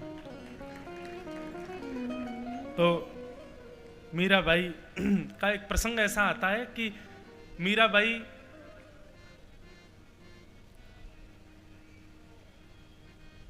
अपने, जब उनके पति का देहांत हो गया उसके बाद भी अपने ससुराल में ही रहती थी, विपरीत अवस्था में। मीराबाई की जो ननद थी उदाबाई, ऐसा प्रसंग आता है कि जब मीराबाई ब्याह करके आई तो जैसे ही अपने गृह प्रवेश हो रहा था तो पहली बार बहू जब प्रवेश करती है तो ननद द्वार रोक देती है और द्वार रोक करके नेक मांगती है भाभी से कि नेक दो। तो मीराबाई का द्वार रोक दिया और नेक मांगने लगी उदाबाई। तो मीराबाई ने कही क्या चाहिए? बोले गले वाला हार चाहिए, महंगा वाला हार चाहिए। मीराबाई बोली कितना महंगा चाहिए? बोले पूरे विश्व में सबसे अमूल्य जो हो ऐसा हार हमको दो, तब भीतर जाने देंगे। सो मीराबाई ने अपने झोला में से कंठी माला निकाली तुलसी की और कंठी माला लेकर के पहनाने लगी उदाबाई को। उदाबाई ने पकड़ करके फेंक दी, बोले लकड़ी पहना रही हो गले में? देख नहीं रही हो कैसे कैसे रत्न, कैसे कैसे आभूषण पहनती हम, राजघराने की कन्या और लकड़ी पहना रही हो। मीराबाई बोले बहन जी, कभी अपने रत्नों के हार को जल में डाल करके देखना, क्या होगा? बोले क्या होगा मतलब? बोले डूब जाएगा। ये संसार रूपी सागर है, इस सागर में यदि ये रत्नों के पीछे भागेंगे तो सागर में जब गिरेंगे तो ये रत्न तो डुबा देंगे। उस समय यदि लकड़ी हाथ पड़ जाए तो वही तार देगी, यदि तुलसी माला गले में होगी ना तो ही भवसागर से तर पाओगी। इसलिए इस संसार में सबसे महंगी मूल्यवान यदि कोई गले का हार है तो वो तो ये तुलसी माला ही है। ऐसी मीराबाई। तो मीराबाई की जो ननद उदाबाई, बाद में उनकी मति ठीक हो गई किसी कारण से। तो मीराबाई को समझाते हुए उदाबाई कहती हैं कि हे मीराबाई, हमारे भैया राणा अच्छे नहीं है, वो आपको बहुत कष्ट देते हैं, पर आप भी मानती नहीं हो, खुले में ही उत्सव करती हो, खुले में ही नाम जप करती हो, खुले में ही नाचती हो, खुले में ही सेवा करती हो ठाकुर जी की। आप अपने महल में गोपनीय तरीके से बैठे बैठे कुछ भी करो, कोई दिक्कत नहीं है, आप भी जबरदस्ती खुले में ही क्यों करती हो? ऐसा काम नहीं करना चाहिए जिससे राजा नाराज हो। मीराबाई बोली अच्छा, ऐसा काम नहीं करनी चाहिए जिससे राजा नाराज हो, और वो महाराजा नाराज हो जाए तो मीराबाई कहती हैं मैं तो गोविंद रागुण गासू, राणा जी रूठे तो मारो काए करसी। मैं तो गोविंद रागुण गासू, राणा जी रूठे तो मारो काए करसी। मैं तो गोविंद रागुण गासू, राणा जी रूठे तो मरा काए करसी। मैं तो गोविंद रागुण गासू, राणा जी रूठे तो मरो काए कर। रूठे चाहे राजा वासे कछु न काजा, एक तू ही महाराजा और कौन पास जाएंगे। रूठे चाहे भाई वासे कछु न भलाई, एक तू ही सहाई और कौन को सराहेंगे। रूठे चाहे शत्रु और मित्र आठों यार, एक तेरे चरणन के नेह को निभाएंगे। क्योंकि जग सारा झूठा, एक तू ही है अनूठा। रूठ जाए चाहे सारा जग, पर तू ना रूठा चाहिए। ये प्रेमी की स्थिति है। कोई रूठे, कोई नाराज हो जाए, कोई आपको छोड़ दे, कोई आपका त्याग कर दे, कोई आपसे दूर हो जाए, किसी की चिंता उसको नहीं होती। वो तो मीराबाई की तरह मैं तो गोविंद रागुण गासू,